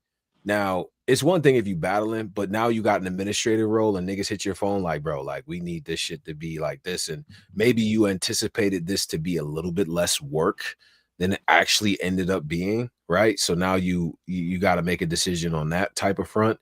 Wait. Okay, I think the fact that Eazy was willing to work with him is laudable. But if it's a 100K tournament, my nigga, I'm not doing the shit last minute. Yeah, like I think people are. I'm not doing that. I'm sorry. I don't think people like. I'm gonna be honest with you. I don't think people realize how serious they are about this tournament. Like it's a real. It's just the marketing kind of is But Cameron and Revolt TV, we can't play with that, Pose. But that's why you're not shooting it at the venue. Like if you telling me we're gonna go with this storyline that he's the administrative role of this. Yes. He was supposed to battle Eazy on Sunday. Right. When did they premiere the battle? Yesterday? Yes. So you mean to tell me Hedrick Ice, he had all this time? Hedrick is out of control. Please don't call nobody in life Hedrick. You had all this time to prepare. So y'all not giving him slack for poor time management. Nigga, I said it. I said that's crazy. And then on Sunday, the day you got a battle, like I can't do it. Like, bro, that makes no sense. You're supposedly the administrative role. Why is this not done? I'm trying to figure out why he didn't know from start that he was in the tournament and that he was battling the same day. Yeah, that's actually to me that is and that's where the fault to me. Ice got it though. And without knowing the full details of it, like the full responsibility of what you have to do, not knowing that is on you. You know, like if it became more of a job than maybe he thought coming into it. I don't know nothing about no floods. I've already made this commitment to do this other thing, and now that has to suffer because I didn't know all the work that was going to entail. And again, this is all conjecture because he didn't go into that on what he said, right? But the time management stuff and you know, this is a little bit more involved than I thought, and so now I got to dub this other situation. Yeah, if that's true, if that's what it was, yeah, for sure. Like Ice has to take some fault on that. For sure. But I did hear the flood. Eazy said on Caps Live that it was like a flood. One of the battlers, some of the battlers' cities or something, that they had to end up moving the event back or up or whatever. Okay. So something got rescheduled. Okay. So why he ain't say that in the? Because I ain't gonna front. I ain't see the Caps Live. Like, you know, I ain't watched that yet. But why he ain't say that in the Twitter video? Like, why in the Twitter video he literally made it seem like it was Cameron that ended his event. He didn't say that he had a flood or no. Why he didn't Cameron go have a flood? It was like one of the battle because it's no. Like, I'm saying Eazy said the reason why in the video he put out with the first video on Twitter. This one right here, the one that the graphic. Yeah, he said in this video that the reason why the battle is not happening is because Head Ice said he couldn't do it because of the Cam event, and that being that it's no main event and a lot of people is driving to see him, and he just decided he's gonna reschedule the event. Now you're saying on Caps Live, he's saying because of flood. He found all this out 30 hours before the battle. You can't put it on Eazy. Like, no, I'm not putting nothing on Eazy. I'm saying how come he ain't put he figures all this out 30 hours before the battle. So the event would have been canceled anyway. He just found, like, he's in a hotel, figured this, like, yo, man, like, I can't do the battle because whatever, Wolf flood, like, it ain't his fault, like. But no, I'm not saying it's his fault. I'm trying to figure out because now I'm saying sound like either one of their faults. Yeah, don't sound like nobody's fault. No, it's then. definitely Head Ice's fault. But how is it Head Ice's fault if he's saying it was a flood? He couldn't do that. Like, what if Head Ice was ready and it was a flood? Got to do a Head Ice battling Eazy. I don't get it. Yeah, but if he Head Ice battled in Premee, who battled Premee yesterday? If Kshine and Bonnie. So what did I have to do ahead? Like, y'all not. But again, I'm just lost though. Like I'm going off the idea of if he's not just a battler, he's also an administrator, right? Like his schedule is now affected by whatever delay is going on too, so which is beyond his control. So maybe on the regular scheduled program, he may have had time, but now the shit has been pushed up or pushed back or whatever the case might be. And now it conflicts with this situation, right? Okay, so let me ask you this: since the flood was last week, that's if you're an administrator for an event and say you have an event and something happens. If the flood was last week, you gotta go with that. Eazy said the flood shit was last week. Once they had the flood shit, he had to call Eazy. Yo, they got a flood such pushing it back. Yes, you don't find out about a pushback. Oh, he said, wait. He said Head Ice found out about a flood. Cam or something, like two battlers on the card had a. I thought you said Eazy said he had a flood in the. No, not Eazy. Oh, okay. That's what I'm like. If Eazy say he had a flood, wait, what? Nah, he talking about. But see, if so the flood shit was last, and he pushed the event back because Cam had a flood. If the flood shit was last week, supposedly. Yeah. And Ice is involved in administrative, supposedly. Blood stopping a virtual event is crazy. Yeah. He should have said, I guess, something with the power outage. Because it is some flood shit going on in Cali where niggas don't got water, it's power outages. Nah, that is true. That is a fact. That's a truth. But if he knew last week, he could have just told Eazy last week, like, yo, we got a little flood wolfing. I'm administrative. Like, he could have told the nigga. That's why I don't get the 30 hours before is like bad. Yeah. Like, you'd have still had to cancel the situation and probably reschedule it, but 30 hours before, it's just it does make it a bit like it makes it worse, right? Like if you knew that the main event though, like I could see if he wasn't like, yo, a lot of people salute to all the artists on it because I'm sure they got their fans coming out to see them, but a lot of people do just go to events to see the main event. Like, we not gonna act like that's not a thing. So if you lose the main event, like that's a little, it's tough to sell a car without a main event. I agree. And then I also think about the other battlers who didn't get to perform, the Snake and Bill and OMP and Rosenberg and shit. Like people wanted to see them battle, and I'm sure they wanted to, you know, everyone is affected when a cancellation happens, right? And no matter what the bread is, you can't get that fucking time back. You talking about kids and wives and families and all types of shit. Like, I don't put shit to the side to get this done. You see what I'm saying? So. Like, that's all right, so let's be petty real quick. Petty reason why y'all think he did it? Yeah, we got the political, like, what's the, like, you think he just didn't feel like battling Eazy? Like, what's the reason? Like, Pose, what's your reason? That I just think he didn't. I just think he wasn't prepared, man. Ooh. He said he had 4 rounds in his video. He said, pause. He said he had 3 rounds for the battle and 1 more just in case they wanted to do something extra. I didn't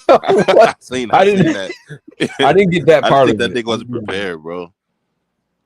Yeah, I don't think he was prepared. You going with the preparation angle? Yeah, I think he put all his eggs into this virtual shit and just didn't really put.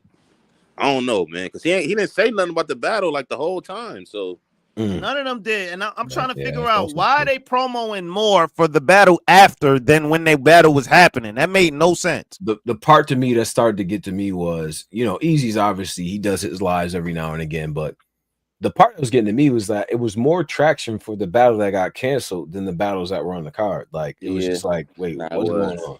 Like, more people are talking about the one that isn't happening than the ones that are. So that was kind of, you know, I guess the first sort of red flag of like, I don't know what's going on, but this is kind of seeming weird, you know? On the petty, okay, so let's just say it like this. The WWE angle, and this, right? This is the tournament too. Right? This is one half. This is how he on. Okay, it's a tournament. Okay, let's just call this the WWE angle, right? The thing that the storyline that when you go into, you know, sometimes you go to the barbershop and niggas just got like the wrong story, but no one's connected, so they just put some shit together. Which, you know, would happen a lot, especially in the DVD era. I heard Jay-Z walked into office and said, "Fuck that nigga." You know, this shit, right? Yeah, cool. So let's go with the barbershop WWE angle that everyone's gonna go with, right? And I think Polo was starting down this lane of it's Cam, this Eazy, Papoose, and Cam is man's. You see what I'm saying? Then he found out, nah, son, I heard you doing that other joint with that other cat over there. Like, you need to not do that. You know, Cam talk. Nah, you doing that other joint with him? This Harlem, like, we ain't, you mean?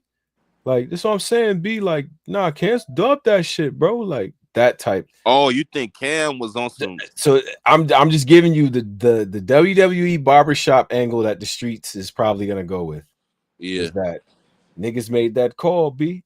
Like, nah, we don't, you know what I'm saying? We don't rock with that. And then, you know what I mean? That's the WWE. This is not what I think. This is because there's the truth. Yeah, I don't think, I feel like Cam and them getting too much money. Like, respectfully, I think Cam and them getting too much money to even be worried about. Like, so I don't think that's the reason at all. I honestly, even though it isn't, that's a on paper, that reason sounds perfect because you know it makes a lot of sense.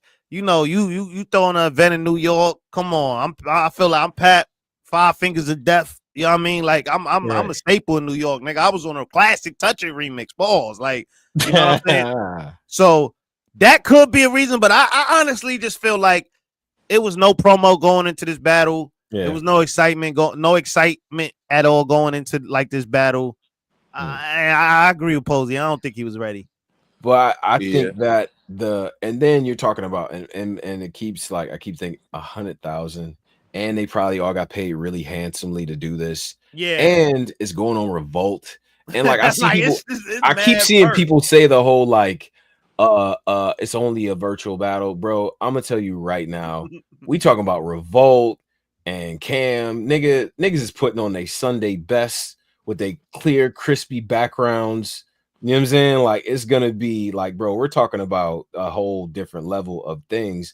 What I will say about the blog, though, it seemed like, it's just my opinion, right, that the reason Head Ice's energy was like that is because of what Eazy said, right? Oh, what Eazy say? And just because the subtext of what Ice was saying was like, you made decisions that best benefited you. You've done things and went against the grain when it benefited you. I'm just doing the same shit. Oh, I like that. I like that angle. And that to me, that's why people saying that's why people tried to bring URL into it. And that to me, it's that's something that's a part of it that I kind of took away from it. It's like they kind of throwing back the situation of what you did when it was your time to make a decision whether to get this nice little, you know, I'm not even gonna say little, but like this nice bag with this Hitman with this Remy joint, crazy rollout versus being, you know what I'm saying, breaking the situation with URL versus not, right? When it came time to make that decision, you did what essentially was best for where you are, right? And now Ice is saying, I'm working with Cam, we're on Revolt. I'm not just a battler in this, I'm also an administrative position with this shit in Harlem with another legend in Harlem. Like, sorry, Eazy. I agree with these young men in the comments though. Yeah. Eazy still did the business he was supposed to do, right? Absolutely. Like, he still 100%. Fulfilled all his URL battles, right? I don't think so. I think they say that he owed him. I think he owed Caffeine. Like that was the point. He was under contract, I think, for one more, and then he was trying to say that because they didn't, like, his lawyer found the loophole because they didn't include something, and then he was able to get out of it. But in their mind, he was still under. And also, y'all got to remember that too. At the time, he was being pushed as like the next guy for URL, like the star URL. Niggas had rollouts for him. For sure. Niggas was about to give him like the, you know what I mean, the king treatment on URL. And he was next up for sure, right? Like, yeah, he was they had him in that light, right? Regardless of the contractual obligation, there was a lot of investment put into him being the guy. Now his talent is what it is, right? It was up to him to do what he did on the court, but he had a, and I'm just saying this objectively based on what he said. This is a situation, right? I like this right here, Paul. I want to go to. You know what I mean? I feel like it's best for my career, and I'm gonna take it. And I think what Ice is saying is I'm in the same position as you were when you left, and so that's why it's being. Nah, Ice. Wait, how? Like, explain to me how Ice was in the same position as Eazy. Because he could have went with doing the battle with Eazy versus doing this stuff with Killer, being an administrator. Revolt TV is involved in all this other shit, which is like, you know, shout to Eazy, but we're talking like, if we're judging opportunity for opportunity, 100K tournament working with Cam on Revolt TV, I mean, I feel like that is a bigger situation. No, like it just is. You know what I mean? Like, how you feel about that, Paul? And then the other part is like Tone winning right now. Can I just say the last little bar of this is, and take this for how you will, like, the money didn't come from you. You didn't pay for this situation, which you said at this point. Another person said that they would pay it. That person got their bread back, and it is what it is at this point. That's Ice's perspective, right? So again, I'm not placing blame either way in terms of, I feel like everybody kind of maneuvered in this situation the way that they was going to do it and shit. I do think that for Eazy to find out 30 hours before is nasty, in my opinion. You know what I'm saying? If Ice already knew that or whatever the timeline was, Eazy should have been alerted. He's a stand-up person for coming out and giving refunds. Definitely respect that 100%. But it's a situation where I feel like Ice was saying, well, look, bro, you kind of did the same shit. You went for the better opportunity. I know I pissed you off. I know you probably want to book me again, but I'm willing to risk that for this situation that's significantly better than me and you battling on this card. Only way that's comparable is if, what was Eazy last battle on your Calico? It was Goods, right? Goods? Okay, if it was, or would you say it was Goods? URL, we didn't book Summer Madness. We didn't got everything going. Everything's good. We're ready to go. Summer Madness book. We did the trailer. We're promoting this shit. And then 5 days before the battle, Eazy says, no, I gotta take this opportunity, man. With Remy. Yeah. That's the same thing, nigga. This just a nigga. Like, I ain't gonna say lying because I don't know. It's just a nigga that wasn't good with time management. He got stuck in some shit. Now he didn't prepare for Eazy. Now he just trying to make some shit up. That's what I feel it is. This is not comparable. You don't think it's comparable in the sense of I went for a better opportunity? I know I was contractually. Well, I don't even know if they had a contract, but I was set up to do this mission with you. I got something that is more important to me or more lucrative, right? We'll use that word. Shout Trufo. So now I'm gonna go with that. At risk, you should have when y'all first got this locked in with Cam weeks ago. You should have let me know that. Well, don't wait 30 days or 30 hours before the battle and then say, right.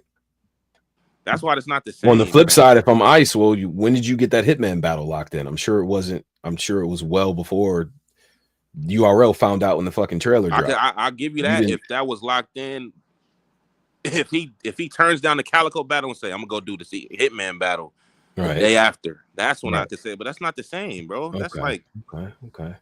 I'm with you. I just think that the only other thing I'll say too, you know, like because in my personal opinion, I do think Eazy should have got more notice way earlier than that. Right now, the event still probably would have been canceled because it's short notice. Right, I don't know who's going to take an Eazy to Block Captain battle on short notice. That's just dangerous. Right. But at the same time, it's like the only other thing I'll say is that what good did it do saying that Ice was the third option? Like, again, I think that's that's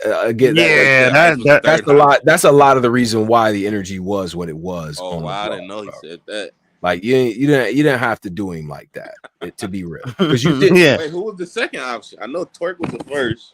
Math. Oh, Math was the first. Twerk was the second. And Ice was the third.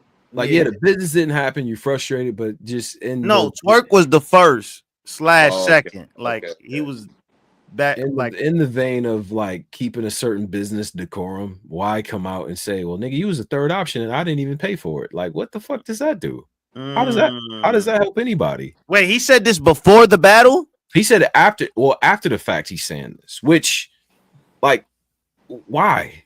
I thought it'd be enough to do the blog and just give everybody money back, take the L, and all right, we'll spin the block. To come out later and be like, well, nigga, you was the third option. I didn't even pay for this shit. And I didn't even really want to battle you, but a nigga paid for it. Like, it just sounds, I don't know. It kind of, you didn't have to do that. Because I feel like it sound like you kind of understand where Head Ice coming from. No. I'm not saying that. I'm saying I don't think Eazy needed to do that because the culture's energy overall was on Eazy's side based on what we said about you should have gave a man a heads up. You know what I'm saying? Like, I think again, this is a situation. It's a parallel here of like with the Jones shit. Like the culture's on your side. You didn't have to do that extra part with it because now you allowed a like latitude for Ice to come back the way he did and bring up your previous situation and make a parallel to that. It's like you didn't have to do that other part of it. Like we didn't even really need to know that you didn't pay for it. He was the third option and there was another person involved. Like I don't know. That wasn't the, you know what I mean? Like that was a petty thing like to bring out this shit. We was already the culture was pissed off about that car not happening, bro. Like to be real. You know what I'm saying? And my fault real quick. I just hit some crazy shit. What's happening? Oh damn. That boy OHTANI. He hit a get his jersey. I'm going to buy his jersey tomorrow. What'd he do? He just hit a home run to end the game. No, Lord. No, he did. I'm watching this shit. I didn't even know he hit a home run. Boy, exactly. I already chalked that ticket out. He did hit a home run. He smacked the joint. My fault. Now, my fault. But yo, he in a twist right now. They said he accused of sabotaging a $240 million Hawaii project. Y'all seen that news clip today? I don't know what OHTANI is tied up in, but it's some bullshit. We gonna find out. That boy OHTANI colder than ice. He could do whatever he want. He hitting home. Yo, that nigga got 43 home runs. Boy, he different. Yeah, he is different. And yeah, he's different. But yeah, but like, I was just saying, just with this stuff, like Yeah, Eazy should have got the heads up. But like regardless, I mean, I said the last part because that just was like, you have to do that because the coach is on your side. But bro, like Eazy should have been given a heads up, bro, well beforehand. Yeah, that was all. That's pretty much all it is. He should have been given that. Yeah. But Eazy did give the refunds, and he put up. He said the possibility of rescheduling the situation and stuff like that. And again, I've said this just transparently to everyone. In my opinion, in my dealings and things like that with Eazy, he has done good business. Like he does, regardless of what you think about the, him as a battler, as a league owner, or whatever the case might be. I haven't had any, and I just this is me speaking. I've never run into or heard about situations where he wasn't A1 with his business. You feel me? Like, so, and he's pretty transparent in terms of like, bro, I'm not doing that, or I'm gonna do that, or whatever, right? Like, so I definitely give him that. And the other part is, as much as people like we do this WWE shit with niggas where there's villains and heroes and all this other stuff, like I didn't like seeing Eazy in the like, yo, we not have any event. Like that forum was kind of nasty to me, Felt bad for one nigga. Hell yeah, I felt bad for him. 100% I felt bad for him, bro. I feel bad for any league owner. Like, bro, Pose, we've been around.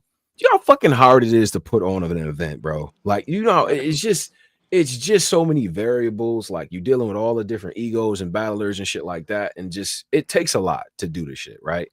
And I just didn't like I definitely felt bad for him. Like even his demeanor was like he really doesn't want to have to do this right now. And it's not because of the money or whatever. It's just like fuck, like like it's just a disappointment of putting that work in and having the situation turn out the way it did. So, shout out to Eazy. I don't know. That's what that was. So anyway, yeah, OHTANI on drugs, man. We got to figure out what type of Asian PEDs niggas is taking over there, because they got the new drugs. So like he on something. He doing something, bro. This is the like, every week it's like a new like, yo, OHTANI might have did this, like with niggas money laundering, like all types of shit going on, betting. Like nigga, one week, I think last week he threw 8 strikeouts and got a home run. Like, and he got a home run. This shit crazy. Like he's in a different bag. He's lights out pitching. He's doing something, bro. And a threat. Like he's something's up. The way God and the universe work, it's like he's great at this, but we don't know what else he's doing behind. Like he might. That nigga's a 6'3" Japanese nigga. 240 like that ain't even a real person. 40 plus home runs. The whip is low, like the ERA is low. He might strike 9 niggas out. You know what I'm saying? He took his check on some weird money laundering shit. Like he about to be in jail in like 5 years. So he like, nah, just stretch this shit out over 20 years and backload it. That's the nigga that's going to jail. I don't know what for, but OHTANI doing something. Allegedly. Don't sue me, OHTANI and them. But something's going on. There's something here. I don't know what it is. Now, I had to switch my mic. The Yunus get cooked like niggas been saying the whole show. Let's get Yunus. Wait, because I ain't see the battle. He died. It's being dragged at this point. But what's y'all wanna? Damn, what niggas say? Niggas bro, been saying that. The whole show, niggas been in the comments like, nah, get to this Yunus shit. Like, wow. Let's not.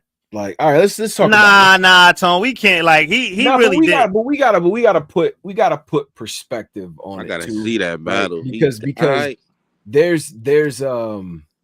there's levels to getting dragged, right? And let's talk about it, right? Let's get to. Do we want to get to that, or we want to do Final Destination first? Because that was a dope ass card too. I ain't see Final Destination like that. Final Destination was dope, man. You know what I'm saying? Shout out to the guys for putting that on, man. Is it is it Public Influence? Like, what was it? I always fuck up the name. Is it Public? Fats is in the chat. Public Influence Battle League. Yep, Public Influence Battle League. PIB. Ohio. You know what I'm saying? They put this show on. They had a dope setup of like there was a VR element to it. If you had the Oculus, you could do like a 3D type of view to it or whatever. Dope. That was dope. That was just like a dope touch. Very innovative approach to the battles. And you know what? As much as I was like, okay, it's Ohio, you know, whatever. Now I'm realizing that there's a double-edged sword with some of these places, right? Like Ohio is one of them places that, from what I could see and from what niggas told me, they're just so appreciative of like the type of like they don't get this all the time. You see what I'm saying? Like we don't just have all the stars in the building for the weekend. You feel what I'm saying? So that fucking crowd all weekend was fire. Like A+ to that crowd. They was engaged. They wasn't too cool to react. They wasn't just there to take pictures with the homies and chill out. And like a lot of these other cities where they get battle rap every weekend, they just like, all right, yo, who battling now? All right, I'm gonna go smoke loud while a nigga rapping, right? That crowd was A1, you know what I mean? And we had some hosts that were doing a good job. Shout out to the hosts. All the hosts this weekend, I thought, did like excellent work and shit, you know what I'm saying, as far as like promoting, you know, the league and getting the battlers in there and engaged and shit like that. So that was real dope. Now it's Final Destination. I'm gonna say so you had TTOP versus Pain, you had Twerk versus Cash Money, because Mac Myron wasn't a part of it or anything like that, you know, shout out to Mac. But Cash Money stepped into that role. You didn't get Av and Chilla as well, which I thought that could have, in this setting, would have been a dope ass battle. JC versus A Ward is one of the best battles all year, in my opinion. I'm saying that now, as far as the type of shit that I like to hear, as far, you know what I mean, like just dope, competitive back and forth work. You know what I'm saying? JC was in his bag. A Ward was in his bag. Straight up dope ass battle. Another dope battle from this shit was that Tay Roc versus Quest McCody. I don't give a fuck what y'all say. Tay Roc is Tay Roc, and he was just, you know, he had moments in there where he was fucking floating. That nigga Quest was wilding in that battle too, bro. He was wilding, bro. I think it was a Quest second round was just like, psh, he's up here bugging.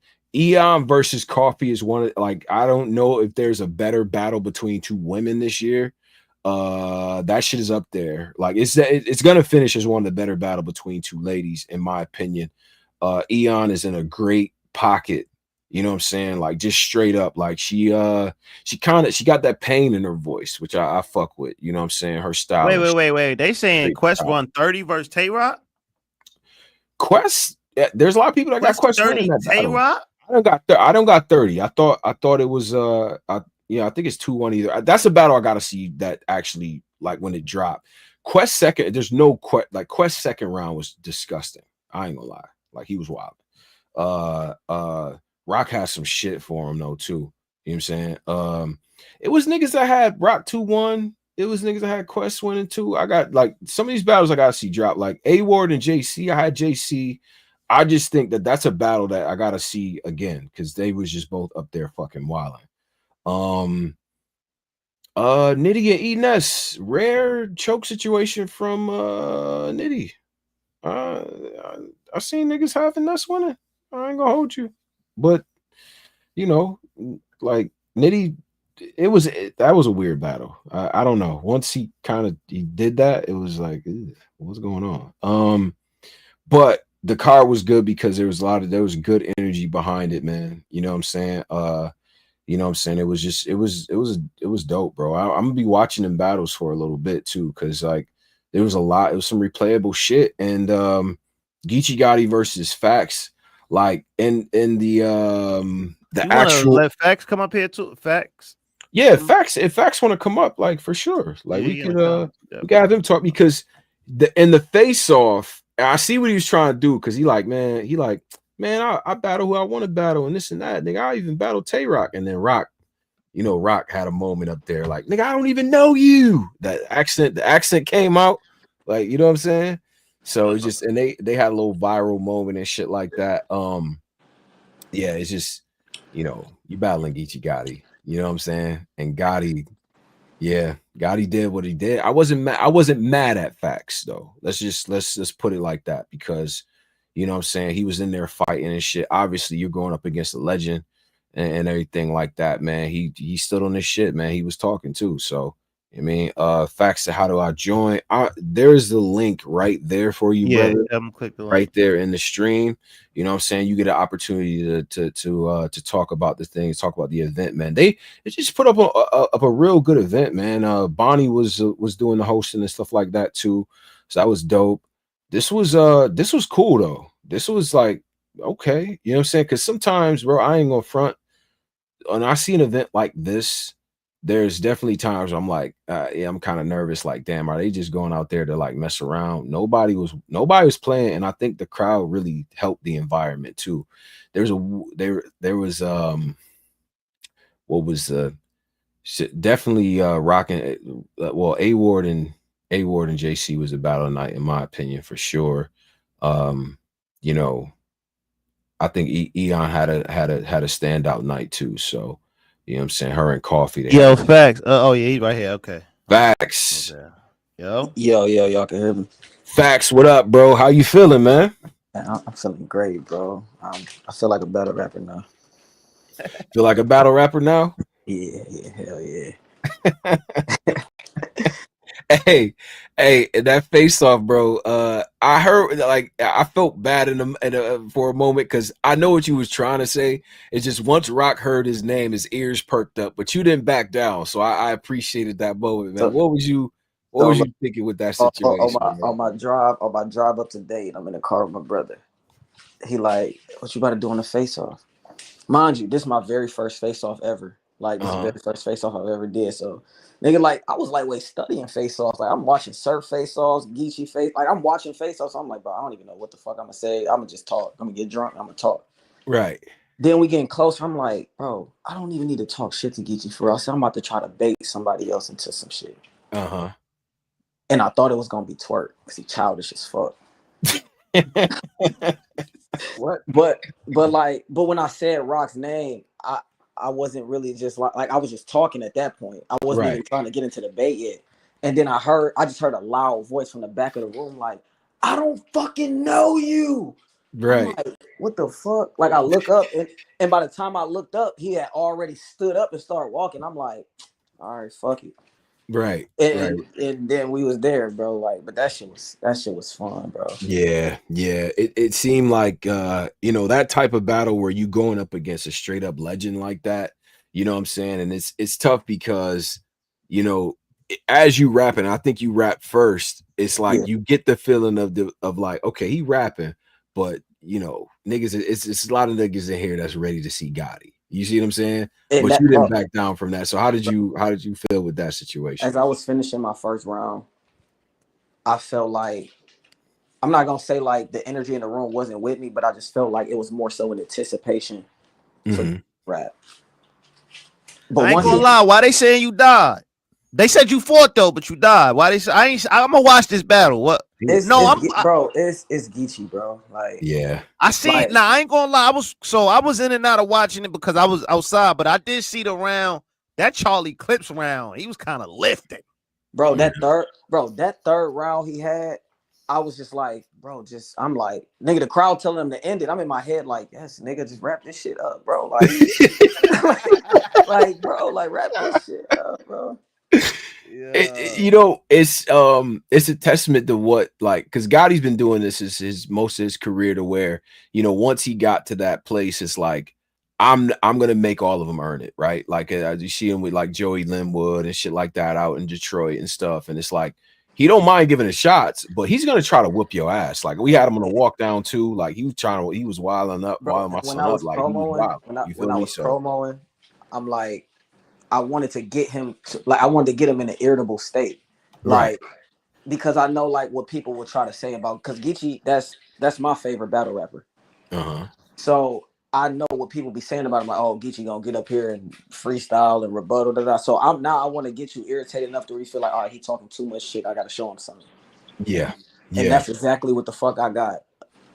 Nah, that's real. That's real. And it was dope seeing you know, just the fact that you didn't back down, right? Like, we know who GEECHI is, man. He's been doing this for a while. He's battled at a high level, and it's like, okay, you know what, it was what it was, but you know, I want to see what you know what I mean, like more what bro got to offer and shit. So what's your plans after this for sure? Like what type of matchups and stuff like that, and PIB is putting on. So you know, I know you've been at the camp out as well. So what's up with you, man? What are you trying to do?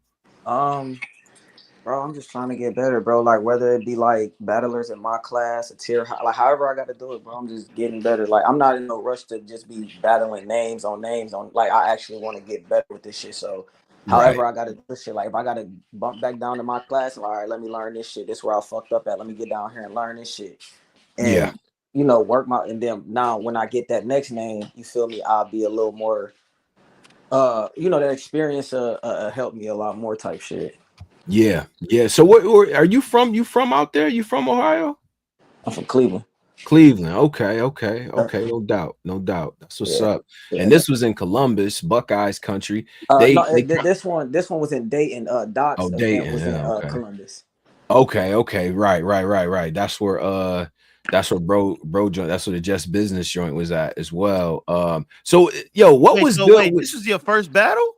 No, it's not my first battle. No. This is my 8th battle. That was my 8th battle. Okay, and you like won a tournament to get, because it was like Road to GEECHI. So you won a tournament to get to him? Yeah. That's fire. Okay, wow. Okay. What was the prize for the tournament was GEECHI Gotti, like it was GEECHI Gotti, $1,000, a music video and studio time. Ooh, that's a nice little KFC package right there. That's fire shit. And I just worked it all together. Like I just used that. Me and GEECHI got a song together. We shoot a video in Cleveland and LA. So that's just wow. And you get a song with GEECHI. Yeah. Wow. Yo, these new league owners is really thinking. I ain't gonna lie, PIB. That's cold right there. That's like, so they put the, you know what I mean, that you get the battle, you got the song, you got the so the song wasn't included, but I just, you know, I'm like, should I get a video? You feel me? I might as well just work that in and just use that video on that to just, you feel me? Like I was just working that with my own hand. That's tough. That's smart right too, there, man. Bro. That's very smart.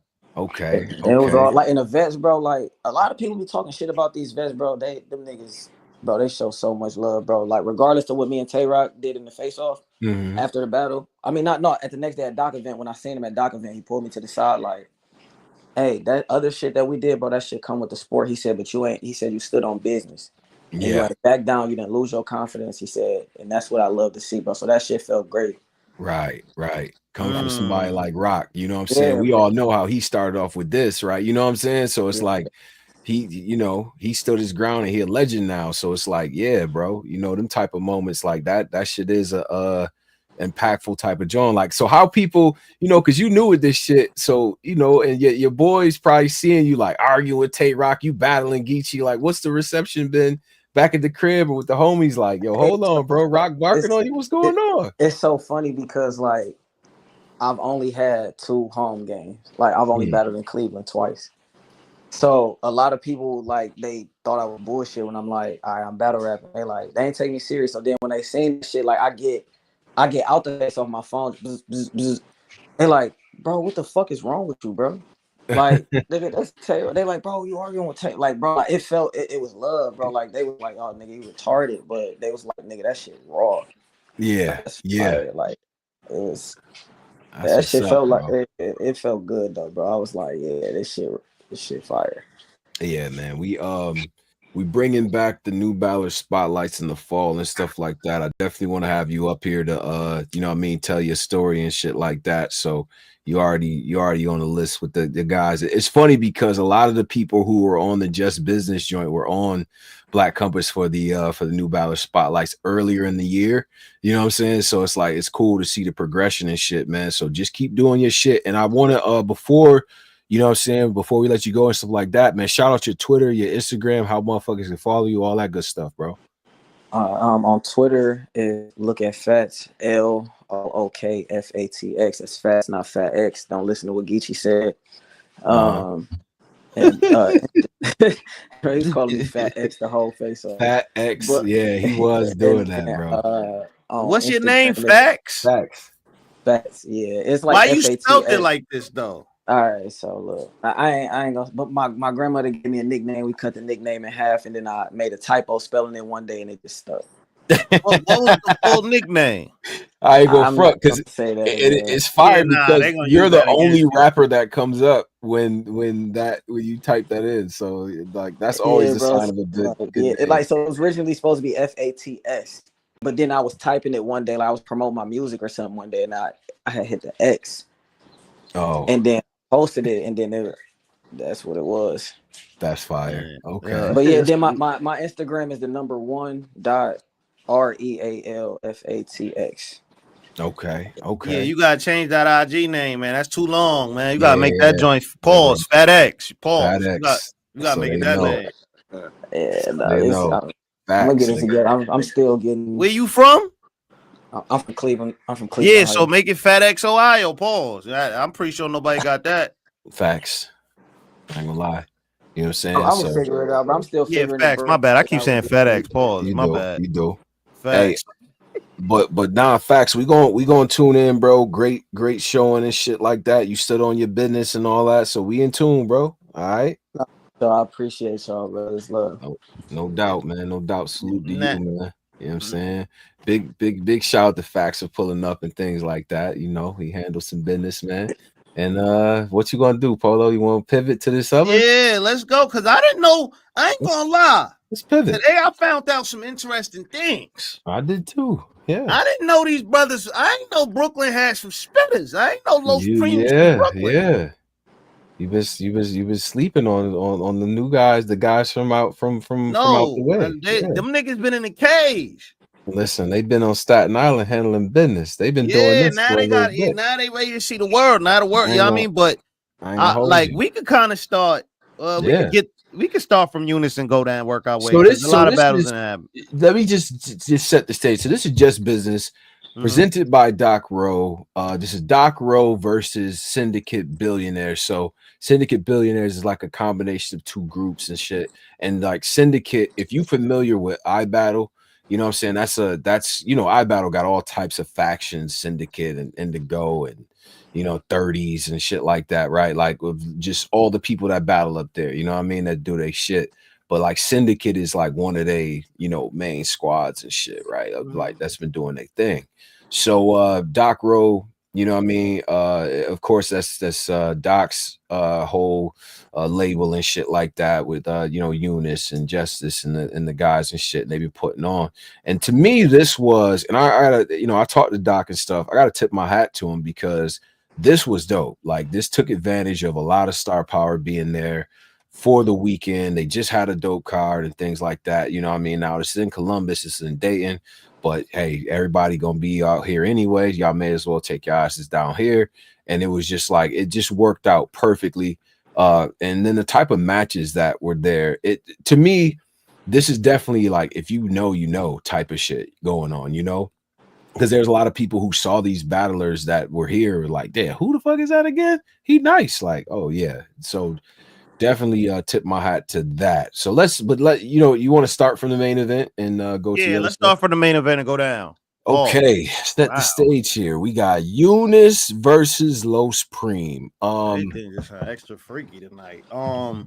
Yeah, that was crazy. Yeah, now I'm thinking about it. That was crazy work. Yunus versus Los Preem. Now this battle right here, I'm not gonna lie, man. Now Yunus was in this Prince Hakeem bag. Like, yes, I noticed it was like a different type of aura. Like he was kind of like rapping about giving Los Preem a shot. Like he took that approach. Very much so. Yeah. And immediately when I saw the African fit, I thought of what Pass said to him. I thought he's like, you calling yourself the Prince of Wakanda, and it's all types of African nations you could be representing and all that. You know what I mean? Like just it's like, all right, you show with the African fit on, you know what I'm saying? Clean and shit like that, and came in there with a certain type of gravitas, right? We of the same era. We of the same this new generation of battle rap, which again gets a lot of critique, more on that later. But I am the guy now. I battled and I rose up through the ranks. I battled some of the biggest stars in this shit. I'm fresh off of a sellout crowd in front of New York City against Chess, and I did my numbers little nigga, you can't even talk to me, but while you're here, I'm about to talk to you, right? That was a subtext. Then you got Los Preme, who been putting on in the city, cooking at iBattle, cooking at Staten Island, Brooklyn kid. Go look at the new battler spotlight. He been talking, you know, he was talking that shit back then too, right? And this is a style clash that people of a certain element in this battle rap shit, we kind of knew what this could be and the caliber of both of these MCs. So let's talk about the battle. Polo, what are your thoughts? Yeah, so I'm not gonna lie, man. This was an ass whipping. Like now I see in the Twitter land they trying to make this debatable. I understand, Yunus, y'all pride and joy. Y'all watched the baby. He grew up as a baby. Y'all watched him go up. Y'all know y'all got some type of attachment to him. But sometimes the baby, I mean, the baby gonna get a boo boo. And this one,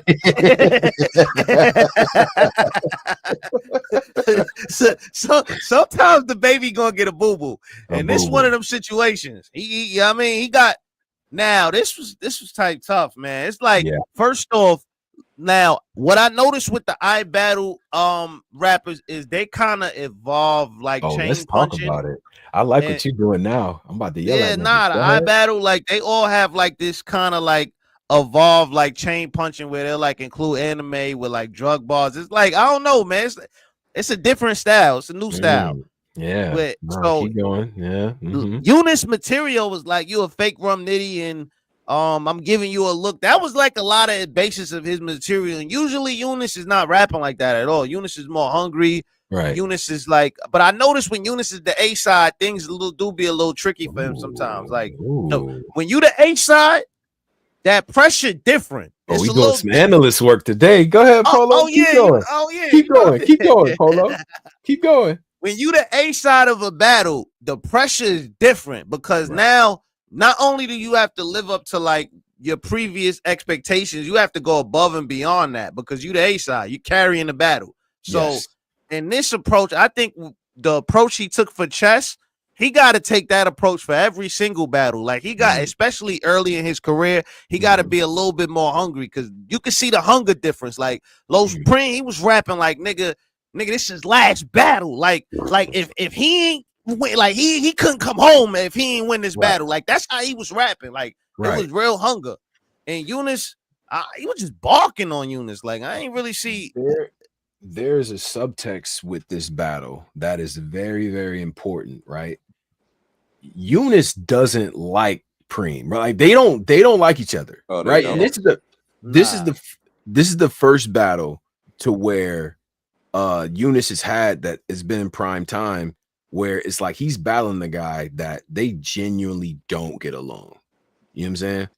So damn, did I lose y'all? Hold on. Nah, we here. Yeah. So they genuinely don't like each other. And that came across in the battle very, very clearly from the rip. You know what I'm saying? I'm like, oh, this is a different type of timing right here. Like we're not used to seeing that guy. You know what I'm saying?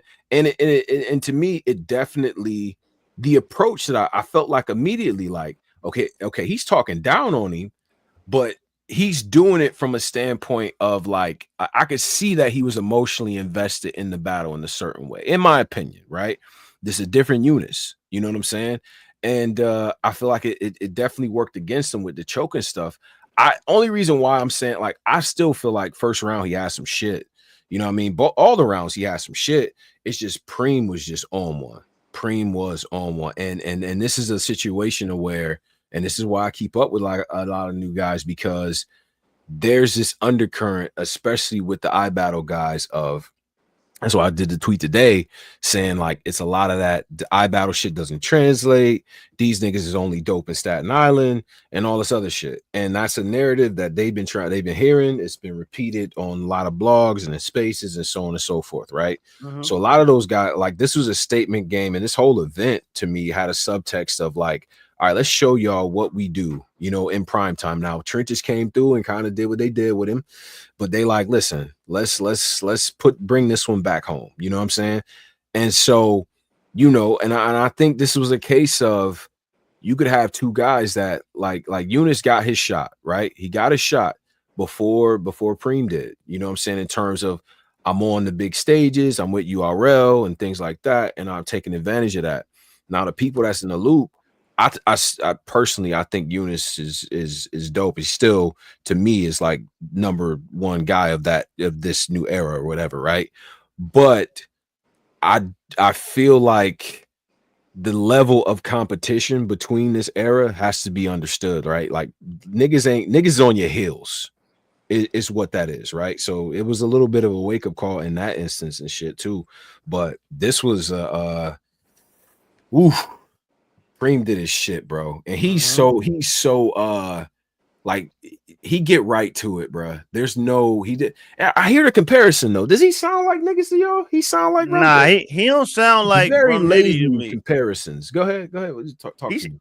He sound like he said he got like that New Yorker slang to him. Like he got that like he sound like one of the BMF type, you know, I mean BMF, one of the what's the joint, Raising Canaan?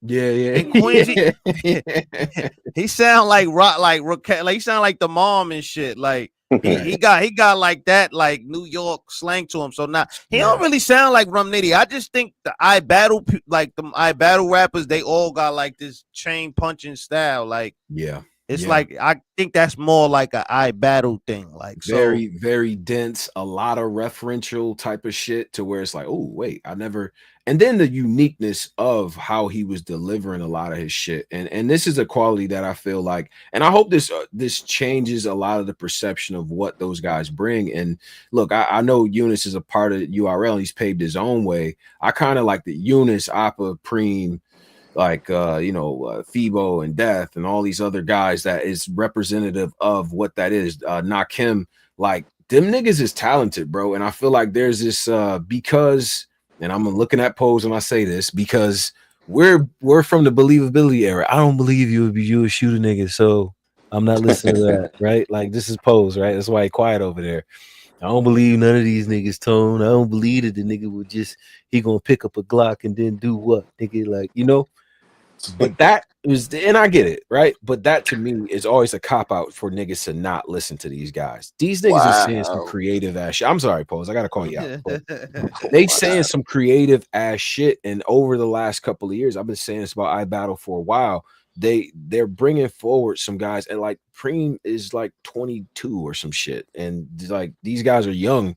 And there's still a lot of, you know what I mean? It's still a lot of potential for them to do their shit, but they creative with what they do. So, you know, I just hope niggas use this as a thing to be like, and it's not necessarily, it's not really to down Yunus as much as it's like, these motherfuckers over there is rapping too. You know what I'm saying? Like they over there rapping. I know a lot of y'all do the iBattle shit and just, man, fuck iBattle. Them niggas nerds over there. Like, nah, bro. It's a little bit more to it over there, in my opinion, you know? And Preme is just like, he's a champion over there, and he signifies that in my opinion. But goddamn, bro, I didn't expect him to better than Yunus. I think he's right there with him, bro. To me, I just think Yunus' approach was off, right? I think King, Yunus, and Preme are the 3 standard bearers of this new generation of battlers. To me, like 1A, 1B, 1C, in my opinion. And honestly, King beat Preme, and Preme beat Yunus. You know what I'm saying? Like, you know, this shit don't got no transitive property, but if we go in by that, then King is the guy. You know what I mean? But I feel like all 3 of those guys are like, you know, the era right now. So you this know is the Grizz, TTOP, and whatever it is. I see what you're doing. Yeah. No, I'm asking, like, is they the faces to you of this era? Like, yeah, like how at one point it was, what was it? It was Chess, Briz, and T-Top. Yeah. Right? Like it was like that. Like, yeah. To me, those are the 3 faces of the era, to where it's like how are niggas rapping now, right? And I actually, honestly, it's probably gonna catch people off guard. I put Hansel right there with those 3. So if I had to name 4, I'm gonna say Hansel, King, Preme, and Yunus are what this era is all about, right? It's like, you know what I'm saying? These niggas they not playing. They're not playing, bro. And they got a lot of potential. So yeah, That's what I think it is, and I think Cancel even tweeted like, "I gotta go kick Preme ass now." I ain't gonna lie, man. I got this next battle we about to get to. I got Justice in there for sure. Justice is fire. You know what's crazy, Tone? Yeah. You interviewed a lot of these dudes on the new. I know. I know. These brothers on the new Battler Spotlight. I know. I know. I was smiling like a proud dad watching his only sons that made it. Become clean. I definitely was.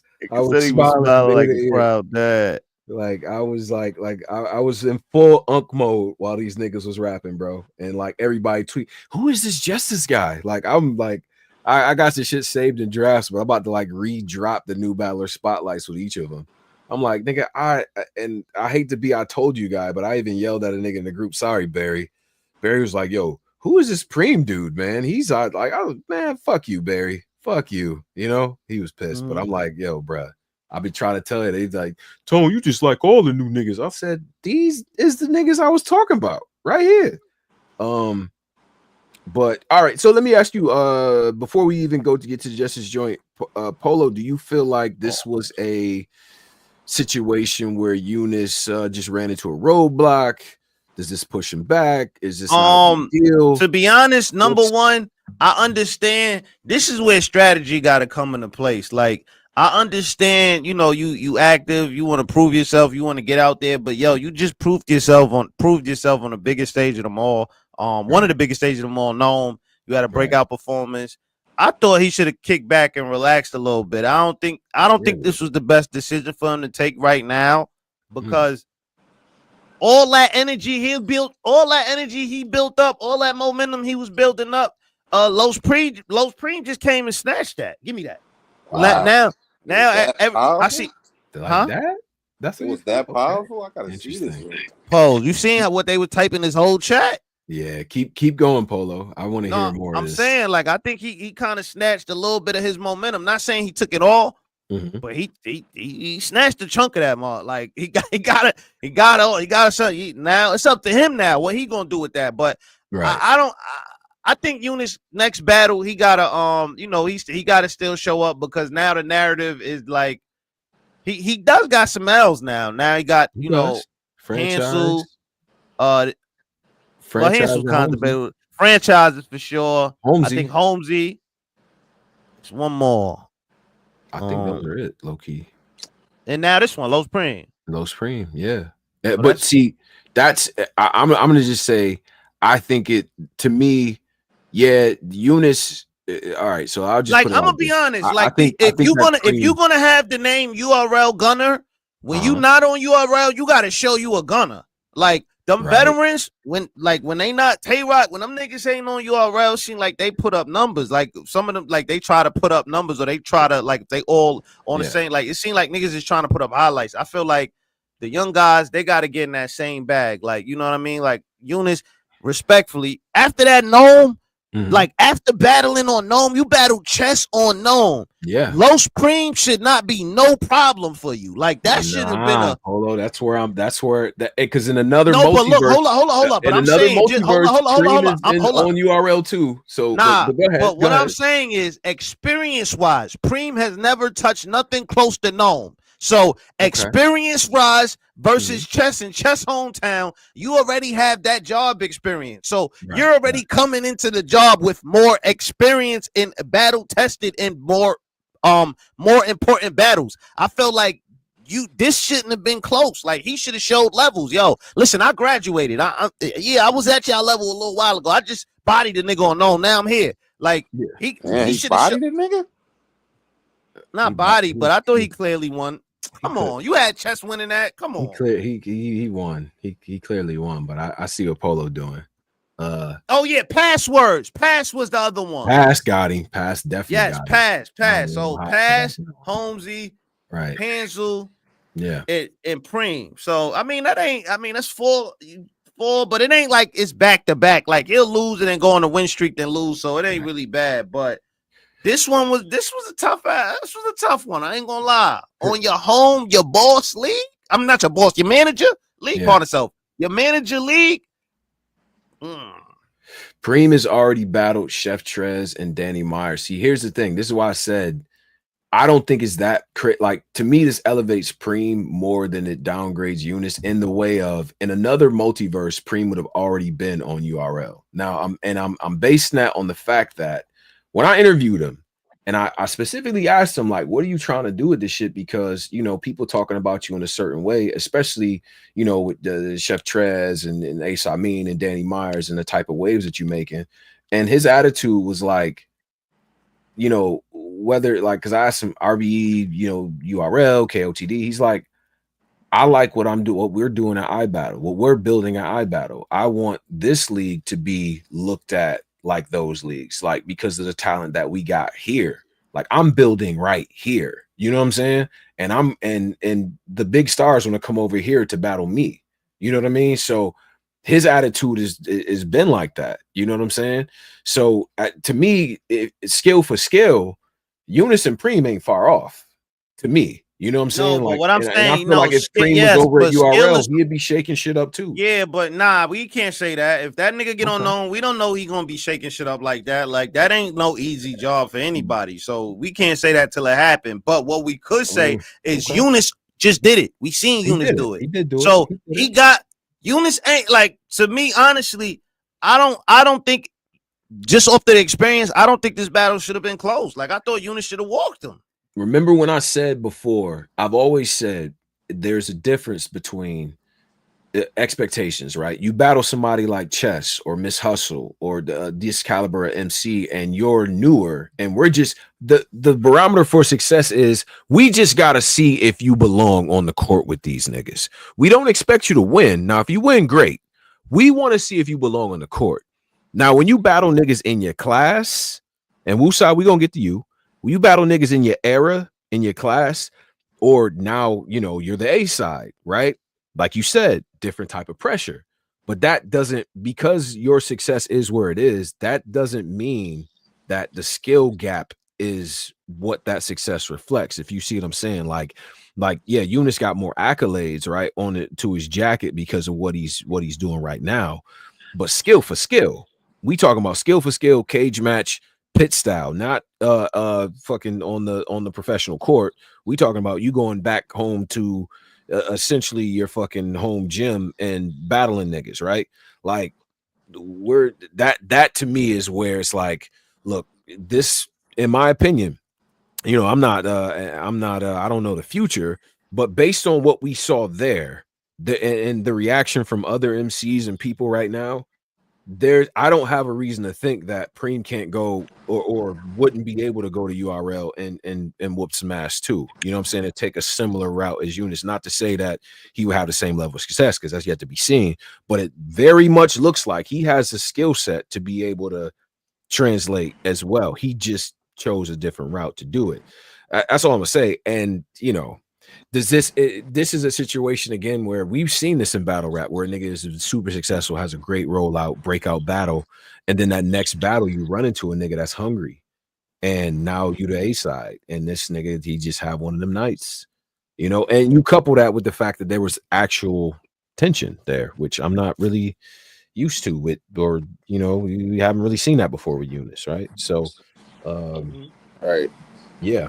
So yeah, so, and what's so now? Okay, so yeah, so now let's get to the next, Justice versus Woo. This was another nasty one. I got to address WOOSAH. It's another nasty. I ain't gonna lie, URL Young Gunners was getting cleaned up. I gotta address WOOSAH. Now, if you know about Justice, again, go to New Battle Spotlight. But Justice actually was a part of the Crucible as well, and I think it was between him and Authentic, and then Authentic advanced and things like that. I mean, to be honest with you, they probably should both advance. But hey, I'm not in charge of the system, but it is what it is. Now, Justice ended up going back to, shout out to NorCal, because y'all got one. You know what I'm saying? Shout out to Free Game and all that. You know what I'm saying? Wait, Justice from NorCal? Yeah, he's from NorCal. He's by way of New York City, Polo.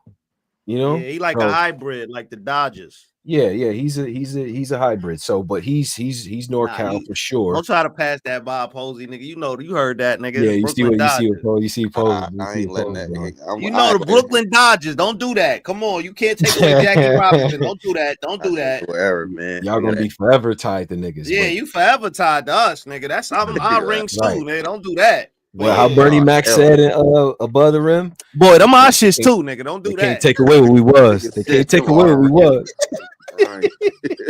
My shit too, nigga. Don't do that. Hey, right. So Justice went to he went to NorCal University of Battle Rap, free game, shout out to them, and got his shit together, right? Like that's a nice little dojo to hone your skills. He battled Hansel and things like that. This nigga is battle tested and he's been whooping ass. And even on the road, when he went out to Chicago, he kicked some ass. He's been getting better and better. This is another case of similar to the Yunus situation. Now, although there's a little bit of undercurrent of tension there's no tension in this one, but this is a dude who is just as skilled and hungrier because he hasn't had the performances against people like Av and things like that, and he's not signed to a major, so to speak, right? To use the music lingo, right? And this is a dude who was denied that opportunity, which I think there's going to be some reflection on that, right? So, but anyway, this nigga Justice was wilding. He was wilding. It's not like WOOSAH wasn't saying shit, but it was very, very clear. Like, yeah. And nah, I ain't gonna lie. Justice, he had a 9/11. He was like, oh my god, what he say? Ride together, we ride together. We ride together, we die together, like 9/11. Then a few bars later, he was like that 9/11 bar. I told them it'll really bring the building down. Right. That Jay was crazy. I ain't gonna lie. He said something like that, like for that last bar. I told them it'll really bring the building down. 9/11, that shit was crazy. I ain't gonna lie, that was crazy. That was definitely crazy. Yeah, he was wilding. His punches was that better than the twerk 9/11 bar? Was that the best 9/11 bar so far? Well, what was twerk shit again? Twerk joint versus Big K. Oh, he had a 9/11. He had a crazy one too. He did. But I think with with Justice's style, bro, like it's definitely all intensity, but he has bars. He's getting better every fucking battle.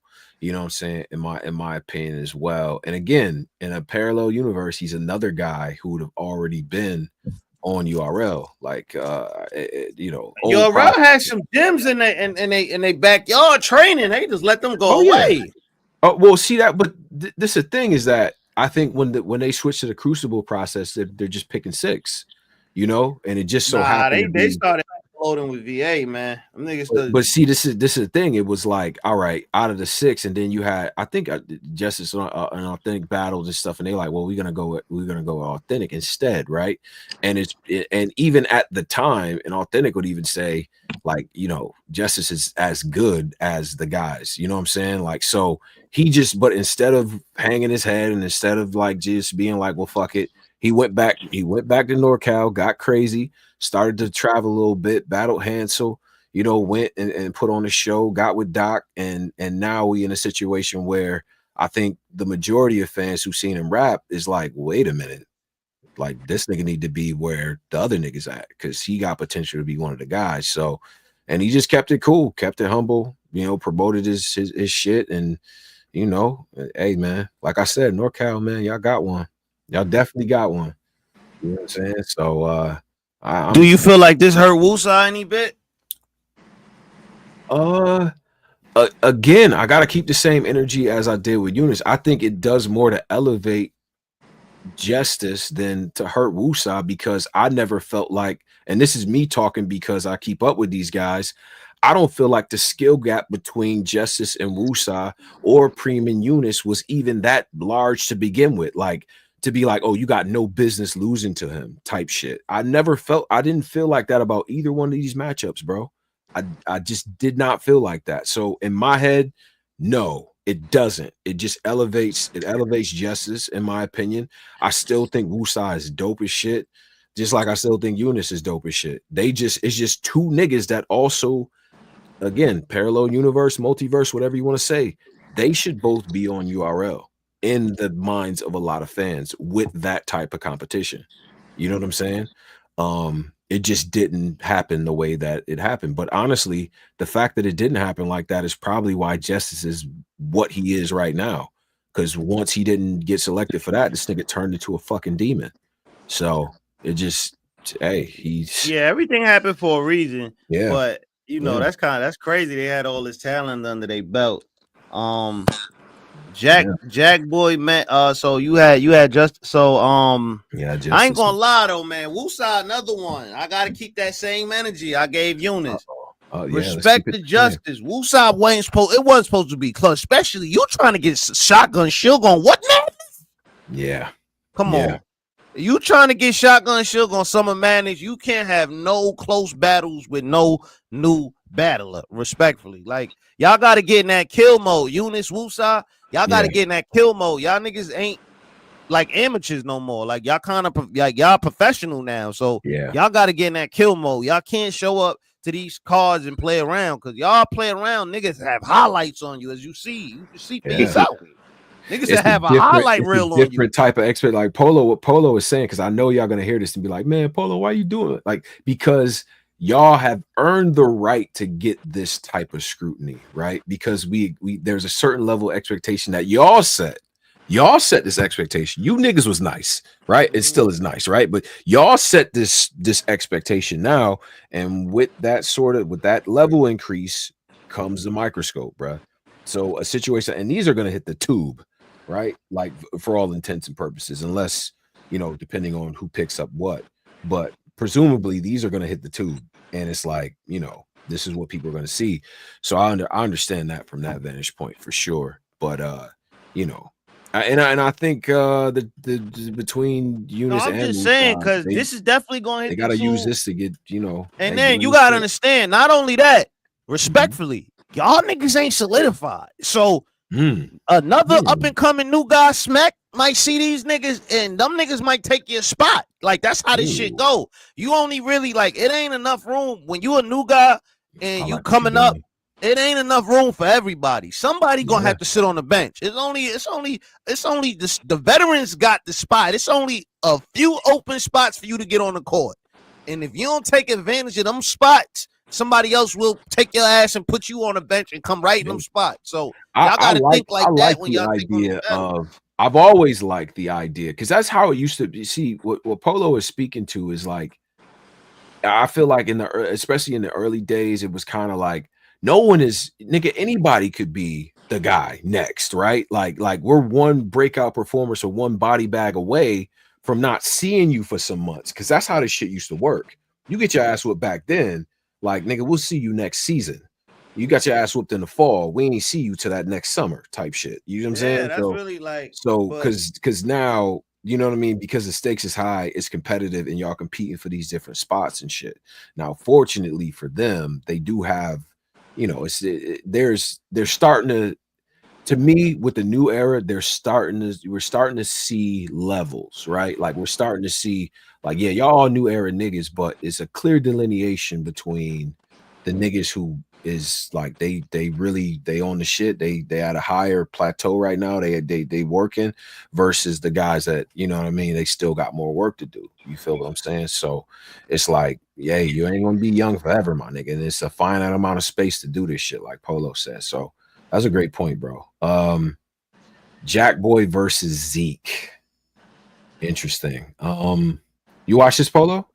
Yeah, I seen this one. ZEKE was the one that sounded like Surf, like a little fake Surf. Yeah, they was giving him this Surf, like he kind of sound. I've heard ZEKE before. I didn't hear the Surf shit until this one, to be real with you. I just and I know ZEKE is dope. The problem is with this battle was that this, honestly, the order that it took place in, this was after Mozzie and Foots and WOOSAH and Justice. So niggas needed a break, bro. Like, you know how 2 battles back to back is so nasty that it just takes the air out. Like the crowd need a grace period. Like they got the Gatorade symbol, my nigga. Like, you know what I'm saying? This was kind of one of those, bro. Because like I felt like ZEKE and Jack both had times where they was like, especially ZEKE, man. I felt like they kind of didn't fuck with him. in there a little bit. Like as much as like, because I'm listening to the battle and I'm like, wait, he rapping, but niggas is kind of like not really giving it up and shit like that. And I you know, Jack had a couple moments in that bitch though, like with the Ohio shit or whatever. Like like last time I was here, I dissed what the he team. did to fuck the fuck. He just did all the royalties. Nah. He put a remix on it and actually used all the different teams and the coaches from the teams and notable players, like in like a dope scheme, like kind of paying like some homage to Ohio and shit. And you know how these Ohio niggas is, like, especially, you know, like on some Buckeye shit. Like they nigga, you can't, if you a battler and you go to like Columbus or something or one of these football strongholds, don't diss the team, my nigga. Like if you you can't diss the, you know what I mean? So he actually went the other way with it and shouted out all the Ohio like players and all of that different shit, like in a dope scheme and shit. It actually went over pretty well in the joint. I ain't gonna lie, that's probably the highlight of the battle. So but maybe Zeke will get more love on the cam because he was pretty, like, he had moments where he was good, in my opinion. It just wasn't, you know, he just kind of ran into an awkward placing into the night, in my opinion. And I still see people have Zeke winning too. There's some people that actually did online had Zeke winning. It just was one of those. Mozzie versus, yeah, I didn't see the rest. I'm gonna be honest, I only seen the last two battles. I ain't see the rest of this card. Bro, Mozzie and Foots. First of all, shout out to Mozzie. I always thought bro was nice. You know what I'm saying? The last time I see him before this, he was on iBattle. He had a dope ass matchup out there too. Always thought he was dope. He's from the South and shit. I think he's from New Orleans, but it's like, you know, with the aura of the Bash Money guys and like the Capos and the, you know, the other guys from the South that are newer that was doing their shit, dialing them niggas. Like it kind of overshadowed him a little bit, in my opinion. That motherfucker's nice, man. He's nice. Him and Foots had a dope ass battle. Foot's second round in the battle is elite. Like it's a great battle, man. It was back to back. This one in like WOOSAH and Justice, I think, was back to back. And I'm glad Mozzie got another chance to, you know, kind of showcase what he could do, because he's somebody that niggas was sleeping on a little bit, in my opinion. You know what I'm saying? Like, or just kind of forgot like how dope he was. So it was a good reminder and shit. So and Foots has always been dope. He one of them in my opinion, Foots has just always been a patient dude. Like he's not, like, he knows that niggas know that what he could do and shit. He just not out here like chasing shit. You know what I'm saying? Like he doing the battles he want to do, but when he's on the court, he's on the shit, man. So that is a good question, Paul. Why? All right, let's just as an when niggas say, why do URL bench Foots, right? What y'all gotta understand is this, because I manage a URL artist and I'm around these niggas and I talk to these niggas. Like, you gotta understand, like, URL's timing. See, they getting back to the old era timing. You see what I'm saying? Where like you might not see a nigga, like you might see a nigga for a season. Like maybe it's like he got 3 cards in a row that he's on, and then they sit him down, or they might spread out the work to where it's like, I seen him in the summer out there. Then I seen them later in the, you know what I'm saying, the fall on a card. Like, you know what I'm saying? So they getting back to the old timing of like, you know, you might not have like 7 battles on URL in 1 year. You know what I mean? Like that is some new jack shit. So to be real, I think that's probably the better way to go. But I think with like people like Foots and a lot of these guys, like they're not, the timing has to make sense for a lot of shit. And so, you know, I don't ever think it was a case of his talent. It's just timing and, you know what I'm saying, their time and his time and shit like that. So, you know, and I know that's true for a lot of the other guys. Like they not benched. It's just, yo, we doing this, or we got this card. You okay? Can you do it? I got this going on or whatever. So, you know, so they getting back to that old timing, bro. I know for a lot of you new fans, y'all used to niggas battling every weekend. That's really not how this shit's supposed to go. I'm gonna come clean. Yeah. Like that ain't how this shit's supposed to go, bro. So now let's get to this because we almost at the 3-hour mark. I do want to get to this announcement. Fonz, and we'll get through the rest of these joints on the Patreon. Fonz, as Tay Roc has been announced too. This is one of the battles that's been announced. How y'all feeling about this? Fonz and Tay Roc? Yeah, for Summer Madness going down in London. London. Damn, that didn't happen. No. Remember, I called it on the last show too. I said it's probably. I feel like that's gonna be the next matchup because they was doing some tweeting to each other. I don't know why my brain. I thought that shit happened. That's a cool matchup. Fonz and Rock. I think Fonz definitely deserved this look after what the John performance was. Man, I'm gonna be honest now. Fonz is not the type of nigga to get flustered, right? But when they say coming to the stage, it's my nigga, y'all, Tay Roc, the fucking ground is gonna shake, bro. Like the reception that Rock is about to get in that room is gonna be something different, like for real. You know what I'm saying? So but hey man, Fonz went in there, he handled business, man. Like I actually think it's gonna be a dope ass matchup, bro.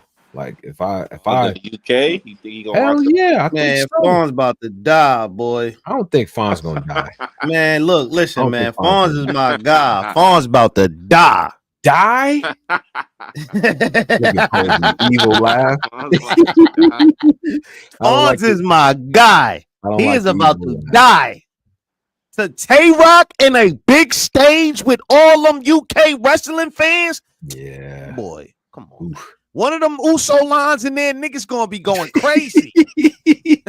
One of them Jay Uso, Cody Rhodes, niggas in there gonna be screaming. You know, Rock might use some of the UK wrestlers, like slam the nigga on his neck, Davey Boy Smith, like there's some shit like some UK wrestling work, like you know what I mean? Like I don't know. Now, if this was in the States, yeah, a lot of people overseas. Man, Tay Roc about to be it. They don't get to see Tay Roc like this. This God out there, bro. Man, this nigga, it's gonna be real sick all over again, man. Like in them stages, it don't even matter who it is. He did this to TTOP. On them stages, it's only like maybe 3 niggas that could probably beat him on the stages. Maybe. Like with this, when you factor in the stages, I'm not talking about the pits, I'm not talking about the circles and all that. I'm talking about the stages. Like, when you bring that in, it's only maybe like 3 niggas that could compete with him. Like, you battling that, and then on top of that, he's still in good battle rap shape. Like, he ain't been battling like that. So he's still who the fuck he is, bro. I'm going to put more faith in Fonz though, like in terms of like, I don't think he's gonna die for sure. I'm not doing gonna die. No way. I'm not doing die. I'm not doing die. He's gonna die, bro. Because look, you know, there have been a couple of battles in a row where I was like, I don't know, Fonz, I don't know, and he's proven me wrong enough to where I'm the guy that usually picks Fonz, so I know this is a situation he gonna die. He ain't like respectfully. He ain't. How do I say this? He ain't got the attachments for this war. Like this war right here, he ain't equipped with the attachments enough. Respectfully, like this war, you gotta have everything, like grenades. You gotta have everything, like ballistic vests, all that. He ain't got everything yet. Wow. Die. Oof. Oh, over my nigga in London now. London adds a whole different factor. Like, have y'all seen the last time Tay Roc was? Like, I know, but they're gonna listen to what Fonz has to say though. They're gonna listen to what Fonz got to say. Sure they are, and then they're gonna listen to what Tay Roc got to say right after. I don't think Fonz gonna come in there regular at all. I don't think Rock's gonna come in there. Rock is Rock, but Fonz gonna say some shit, man. He's gonna have some shit, bro. Like he is, but we just seen literally the same song and dance, bro. We just seeing this. Yeah, with real shit. That's true. That's like true. The same kind of like I mean, damn. Like you know what you think, Posey? You ain't put me in the hot seat. What you think? Right. I don't got Fonz dying, but because I think London, you know, they give everybody a chance, man. That's one thing about them niggas, that crowd. But I got Rock winning. I don't think they're gonna kill Fonz though. Yeah. Die. All right, man. I think this one might get ugly. It could possibly get ugly. Fake. died. All right, let's really talk. Rock died last time he battled out there. Rest in peace, Pat. I'm not past. Wait, who y'all had winning Rock versus Pat Stay? Man, Pat won that battle, bro. Come on, man. Pat kind of went crazy in that one. Come on, man. Come on, man. You ain't gotta. That's what I'm saying. Rock. Look at him doing it again. Almost fight. The crowd goes fucking. Rock ain't invincible out there, so nah, he ain't. But you gotta understand. Look who you talking about. Like respectfully, this Pat Stay was already a legend at that time. Like a famer. He was already a Hall of Fame jacket at that time, so it was an even matchup. Like Rock, when you got niggas that's not of the Hall of Fame gold cloth on a stage and you going against Rock, it's way harder. Like I feel like if you go like Pat Stay is a Hall of Fame jacket, so even if he lifted on Rock, nigga, it's Pat Stay. He got the stats to back that up. I think Fonz got he's battling a lot. Number one, you know. He is his first time on a big stage out there in London. You know, he gotta make sure his style goes across to the London crowd. So he got a lot of stuff to work, to work on, as opposed to Tay Roc ain't gotta do that. They've been watching Tay Roc for 20 years. Like, he just gotta beat Tay Roc. Right. So it's a little bit more pressure on Fonz, though. I ain't gonna lie. This gonna be a tough one. I told him that it's gonna be a tough one for him. And Rock didn't, a lot of people in the comments saying Rock ain't die either. They saying Pat won, but Rock got a lot of moments. See, New Orleans, Maja, Goated, Paul. Rock, I got Rock winning, but I think Fonz could fight, man. Yeah, I think he can fight, bro. If the bet is whether Fonz dies or not, I'll take the against on that, because I don't think Fonz gonna die for sure. I'm not going to die. Yeah. But it's interesting though. Shout out to Fonz getting the opportunity to do this on the follow-up from the Summer Madness joint. That's fire. Let's address Koofy Twerk. Oh yeah. Dashiki Jers. Like, yeah, let's really the trailer for Summer Madness and Smack. Where was they at? In New York? Yeah, it's like they's in the city. Yeah, they was in Harlem. They was in Harlem. Yeah, they did the face off in Harlem. That's dope. That's dope. I don't like. You know what I don't like? What? I don't need these behind the scenes hip hop is real Smack. Like, just wait till the trailer drop, because now that shit ruined it. Yeah, dude. Yeah, they kind of like I understand it was a crazy moment, and then in this cell phone, like, or cameras everywhere moment. I it's hard to keep something like that contained because it was so crazy. But I would have rather just not seen that and just like saw the trailer and Twerk shows up. Twerk gets like, damn, this shit crazy with the dashiki. First of all, Twerk, I just want to say, yeah, you put that shit on. I'm gonna come clean. You put that shit on, bro. Like, it was clean. I like the shoes threw me. But yeah, shout out to shoes. The shoes have me crying. The shoes have me dead. You gotta put the whole fit on. Not you bro. Nah, the shoes. Nah, I'm crying, man. You was supposed to put on the soft shoe with the, you know what I mean? You was supposed to, this look like it's gonna be a goodie. Now Mook and Hitman. I don't want Twerk. Don't go in there doing that Clips angle, man. Please don't do that. What you remember Clips second round? Hell yeah. I thought that shit was funny. I know. I'm saying I don't want you to do a recopy of that, man. Don't do this dashiki angle, man. One fish, two fish. What he said, shit came in 4 slices. What you trying to buy? The box is mine. Like what he said. Pizza. Nah, that was a different Charlie. Yeah, that nigga Clips was clouded, bro. That shit was funny. That was before the new scam. Charlie Clips different, but that was the old Charlie Clips. Is there anything else we want to get through before we get out of here? That battle again. Nah, that Charlie Clips. Did y'all? Oh my god. We ain't get to talk about that Charlie Clips versus Top Floor Loot. He got away with it. Oh, he ain't get away. Oh, I see y'all have my family up here. Oh, let's get to that. The gray and the gray and that was insane, man. Pose. It's a lot. I'm not even gonna get into all of it out of respect, but it's a lot to that. Nah, let's get to it. Okay, out of respect. I'm in tears. But, yeah, man. Shout out to Danny, man. I'm glad everything is off Danny. I'm glad it's done. Salute to Eazy. I'm glad Danny is out of the hot seat, man. It was getting nasty last couple weeks ago. Yeah.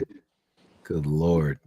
Nah, this topic right here, this was crazy. This was actually this one was a crazy one, man. There's all types of bars being constructed about this at the moment. Even this past weekend, there was all types I seen of JC Sniblet. Right. Bro, JC went crazy. But they was kicking him on Twitter. They was like that round had nothing to do with his opponent. Yeah, but but it's such a thing that has to be addressed. Yeah. That's one of them. You gotta take out you gotta like address what's going on. So what he was saying, because I ain't see that battle. What'd he say? Man, what he said, now we gotta look at ghost writing like a Ouija board or some shit. We gotta look at ghost writing through the lens like a Ouija something through the Ouija board. Yeah. Goes right through the lens. Okay. Yeah, that's he cool, has some bar like that. Like, why did he decide to be the voice of the? Because he was like, because this whole round he kept saying like at the beginning, he's like, write your own shit. Like, you know what I'm saying? Like the whole subtext of like, yo, we like y'all. I'm held to a certain standard with this shit. I come in here and I every week I gotta come in and like rap some original shit. It's like, yo, y'all people should be writing their own shit. That was basically it. But he was putting bars around it, like write your own shit. And it's nigga, and I totally agree. I totally fucking agree. We're talking to niggas that when they preparing and they really getting their bag and they coming up with concepts and shit, to have a motherfucker just, you know what I'm saying? Like phone a nigga getting blinds. That's crazy work. I'm sorry, bro. I don't care what nobody say. That shit crazy to me. And you know, maybe it's easy for me to say because I'm not a battler, but there's no motherfucking way. If I'm competing with niggas in order to get a spot at a Gnome or Summer Madness or whatever the fuck, but this nigga over here and these other people is using writers, I'm gonna say something at some fucking point. It gotta be said here. I'm sorry, especially if you're getting lines from another nigga that's also a top person. So it's like I'm battling you, but I'm really battling a nigga that's like a whole legend out here. You know what I'm saying? That you gave some bread to for some bars. Like hell no. I just don't know how that's secret. I'll tell immediately. I'm sorry. I know we got an anti-snitching rule or whatever. Tell, man.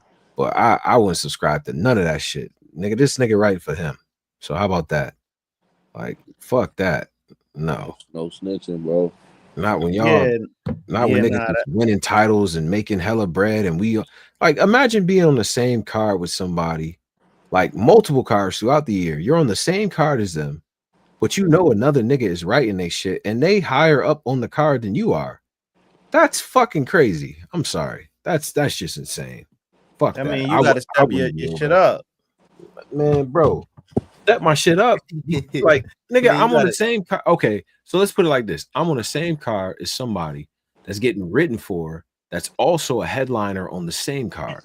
No. Nah. They working harder than you, nigga. They cheating to win. You gotta figure something out to work harder than them. Nah, bro. You're not gonna do me like that. So you mean to tell me I'm just battling a whole other nigga in the bracket, but then when it come time for niggas to be like, yo, should say if I beat the person that got ghost written for, and the nigga that ghost wrote it is a person that I could never battle because the crowd would be like, well, you don't deserve so and so just because you beat so and so. Well, that nigga wrote for that nigga. Nigga, you better get your bread up and pay Danny. That's out of control. You know that nigga Danny. Shit, nigga. If I'm one of these chicks and like I'm trying to get in a battle rap, and I know Danny, I mean, he'll give me some fire. Man, I'm going to Danny. I got 1,000 for you. Let me hear. I ain't gonna hold you. I read was in that notebook. Danny wrote down some fire too. He wrote down. He wrote down some cold ass shit too. I ain't gonna lie.